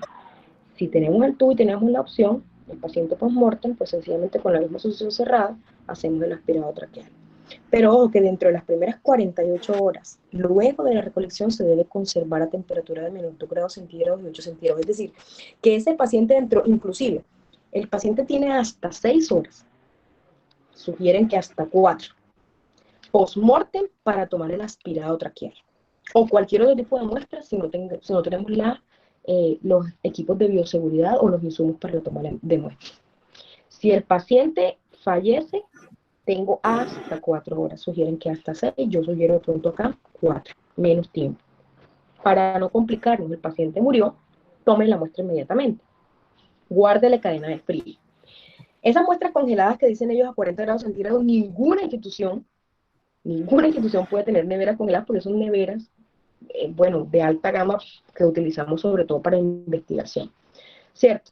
Y el transporte de estas muestras debe realizarse en geles o pilas, ¿verdad? Para que no se degrade la partícula viral. Era la siguiente, Alex. Bien, entonces, ¿qué es el punto importante, compañeros? Este paciente que fallece, miren, ni por equivocación le retiren el tubo. O sea, y el ministerio es clarito, el paciente COVID sospechoso, COVID positivo, que fallece con una vía aérea artificial, no se le retira ningún dispositivo invasivo. Ningún dispositivo invasivo. O sea, usted tome la muestra y deje ese tubo y cumpla con el protocolo de sellar junto con enfermería, ¿verdad? De sellar todos los orificios de la vía aérea con alcohol, con lo que indique, ¿verdad? Con tel antifluido, con impregnado con, bueno, tal como lo dice el protocolo. Pero ni se le ocurra retirar el tubo traqueal en este paciente sospechoso o en este paciente positivo de COVID. ¿Ok? Siguiente, Alex. Entonces, para recordar, porque a veces se nos puede pasar la liebre, ¿verdad? En el aspirado traqueal, en pacientes que tienen succión cerrada, la puntica de la succión no se corta, sencillamente el aspirado que extraemos de la vía aérea inferior, ¿verdad? Dale la siguiente, Alex. Bien. Entonces, bueno, no voy a hacer mucho énfasis acá, aquí les voy a hacer como dale la siguiente, Alex, como para mostrar la imagen donde debemos tener de pronto el cuidado de la conservación en el almacenamiento y en el transporte, ¿verdad? Siguiente, Alex, por favor. Alex, eso, esa es la más importante. ¿Cierto? El triple embalaje. Entonces son 3 embalajes, el primero es donde va la muestra, el segundo es el contenedor secundario y el tercero es el contenedor exterior, donde van a estar las panelas o los geles congelados. Sugerencia que da la PAJO. Después de que usted entró con su cava, sus geles adentro, rotuló, toma la muestra, envuelva, si no tiene esos papeles absorbentes o geles absorbentes de alta gama, servilletas absorbentes puede utilizar, envuélvala en doble servilleta absorbente y si tiene la posibilidad de meterla en bolsa Ziploc para evitar derrames y si hay derrame pues queda contenido ahí el material, hágalo. y luego sí procede, ¿verdad?, al envase secundario con tapa, con boca ancha y tapa, y entonces ya sí al terciario, que es la cava. Ojo con esto, compañeros. Es necesario que se haga un cierre hermético, es necesario que se rotule muy bien la muestra. Es necesario. ¿Por qué tenemos que hacerlo? Porque el Instituto Nacional de Salud o los laboratorios de salud pública se guardan el derecho de admisión, así como hacen en las discotecas. Ellos dicen, esta muestra no cumple, se la devuelven. ¿Sí? Se la devuelven, entonces es más trabajo, lo que comentaba de sanciones, le falta la ficha, se la devuelven, no tiene la temperatura, se la devuelven. Entonces, ¿por qué? Porque si no garantizamos esto, pues sencillamente son pruebas que van a ser no confiables, ¿verdad? Dale lo siguiente, Alex. Alex, bien. Entonces, esta última sugerencia para finalizar, ¿verdad? Y es que una vez que finalicemos el procesamiento o la toma de la muestra, ¿verdad?, siempre descontaminemos la superficie donde estuvo la cava o donde tuvimos todo el material de la toma, ¿verdad?, con desinfectantes apropiados. En este caso se sugiere alcohol al 70 o solución desinfectante con hipoclorito a 1000 partes por millón, y si hubo derrame, pues a 5000 partes por millón, ¿cierto? De resto, hacer disposición de los residuos biológicos de acuerdo a lo que indica el ministerio, ¿cierto? Para poder entonces cumplir con la normatividad y no generar mayor diseminación por contacto en la zona donde tuvimos acceso a la manipulación de la muestra. Entonces, cualquier duda que ustedes tengan, ya se me acabó el tiempo, pues me la dejan por allí y la vamos solucionando en la medida que pues nos vaya dando el tiempo. Mil gracias a todos, espero que haya quedado muy claro. Pues de bioseguridad no les voy a hacer mucho énfasis, ya ustedes saben, de esto se ha hablado. Y las pruebas confirmatorias de COVID, recuerden que se hace la primera al inicio, la segunda se repite el día 14, si sale positivo, se repite el día 21, si sale negativo, el paciente se le da de alta y queda con aislamiento, ¿verdad? Y en el caso de que continúen positiva el día 21, se repite el día 28. ¿Cierto? El paciente debe permanecer siempre que la prueba esté negativa en aislamiento permanente. Mil gracias a todos, que tengan una excelente noche. Jorgito, les cedo la palabra. Bueno, muchas gracias, Carmen, y a los tres ponentes por su participación. Ya nos acercamos al finalizar esta actividad. Creo que ha sido muy buena la información, muy buenas herramientas para nuestra práctica profesional. Creo que hay unas preguntas. Jorge. ¿Quién está por allí? Hola. Por aquí hay una preguntita. Bueno, aquí hay una preguntita de la muestra. Para que resolvamos las preguntas. En el caso del hisopado, el medio viene congelado. Él no se puede descongelar. Acuérdate que el medio debe estar entre -2 y 8. Si tú ves ya -2, debe haber congelación. Muchos me han hecho esta pregunta y me dicen, Carmen, ¿qué tal si yo le hago así al MTB para descongelarlo? ¿No? Automáticamente lo descongelamos, no garantizamos que esa muestra llegue a 8 grados centígrados y pudiera subir la temperatura y pudiera ya desnaturalizarse la muestra. Entonces, si está congeladito, viene medio congelado, así es, ¿cierto? Así igualito, usted introduce el hisopito y nos va inclusive hasta dar una ventana de garantías de mantener esa prueba o esa muestra, perdón, dentro de los requerimientos mínimos de conservación de la cadena de frío, ¿sí? Introduzca literal, no descongele el medio, déjelo así y sencillamente introduce con mucho cuidado el hisopo dentro del tubo. ¿Qué pasa si aplico los 10 en su totalidad en todas las tomas de la muestra? Pues, vuelvo y te digo, es una sugerencia técnica, ¿verdad? Porque a veces los 5 se pierden y alcanzamos a solamente recolectar 1 o 2 y el ministerio pide 3 y te toca repetir con la misma sonda, entonces es como un poco tedioso hacerlo en la otra narina para poder recolectar los 3 cc. Entonces, quizás si ampliamos el margen a 10 o a 6 o a 7 o a 8, instilamos la pericia, y lo importante es la pericia con la que tú aspires rápidamente para no poder perder la mayor cantidad de solución salina que se vaya por la orofaringe, perdón. ¿Cierto? ¿Cómo se destapa? Bueno, yo creo que esta de cómo se destapa un tubo orotraqueal en paciente COVID, Alex, no sé si la contesta, se utiliza una pinza Rochester para hacer clampeo, es lo que se sugiere, una Rochester es lo que sugieren las guías, ¿cierto? Si no se descongela no cabe el hisopo, el tubo es muy pequeño, no, sí cabe, por eso es que el hisopo tiene que ser de plástico, porque apenas nosotros introducimos el hisopo, ¿verdad? Con la punta del tubo hacemos el clic y eso se parte de una manera supremamente fácil, ¿cierto? Si viene muy, muy, muy congelado, toca hablar con el laboratorio porque debe estar la temperatura a -2 y si está muy congelado probablemente la temperatura esté por debajo de -2. Entonces lo que hacemos es que le solicitamos a ellos que por favor lo descontengan en una nevera que le alcanza a -2, ¿verdad? Pero no lo que me han dicho muchas veces, lo caliento con las manos, eso no es lo correcto, sino que sencillamente se le pide al laboratorio que lo cambie a un medio donde la temperatura de pronto sea un poquito más alta para que suelte un poquito el líquido del MTB y nos facilite la introducción del hisopo. Pero nosotros no hagamos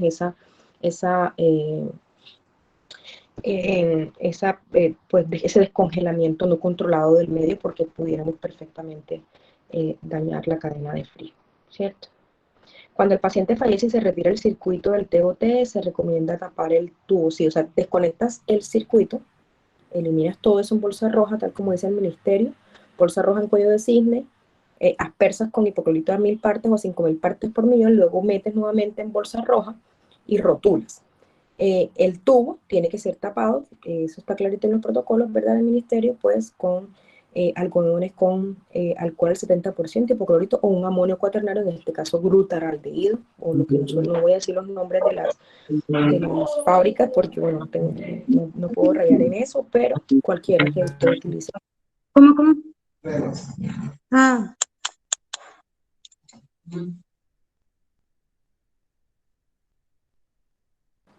Inma.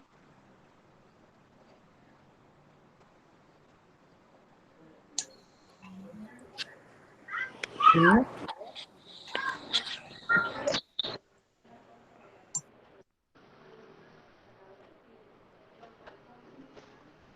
Hola, Jorgito, cuéntame. Hola, listo.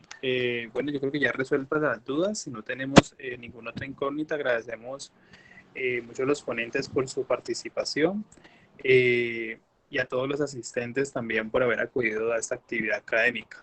Listo, les deseamos una feliz noche y quedamos pendientes para los siguientes webinar por medio de la página web y de las redes sociales de Fisioterapia Colombia. A todos muchas gracias, a todos los ponentes, Carmen, Jorge, Álvaro, Alexander, y a todas las personas para que estén pendientes de todas las webinars que estamos haciendo, de toda la estrategia, de las denuncias que tengan, también en condiciones de trabajo o no la entrega de materiales de protección personal, y el censo para que también lo puedan diligenciar como fisioterapeutas. Entonces, muchísimas gracias a todos, muchísimas gracias por compartir sus saberes, por sus recomendaciones, por las aclaraciones. Entonces, muchísimas gracias. Y a todos, buenas noches. Con todo el gusto, profe. Muy buena noche. Gracias, Jorge, por la invitación. Gracias a ustedes. Muy buena noche. Que estén bien. Feliz noche.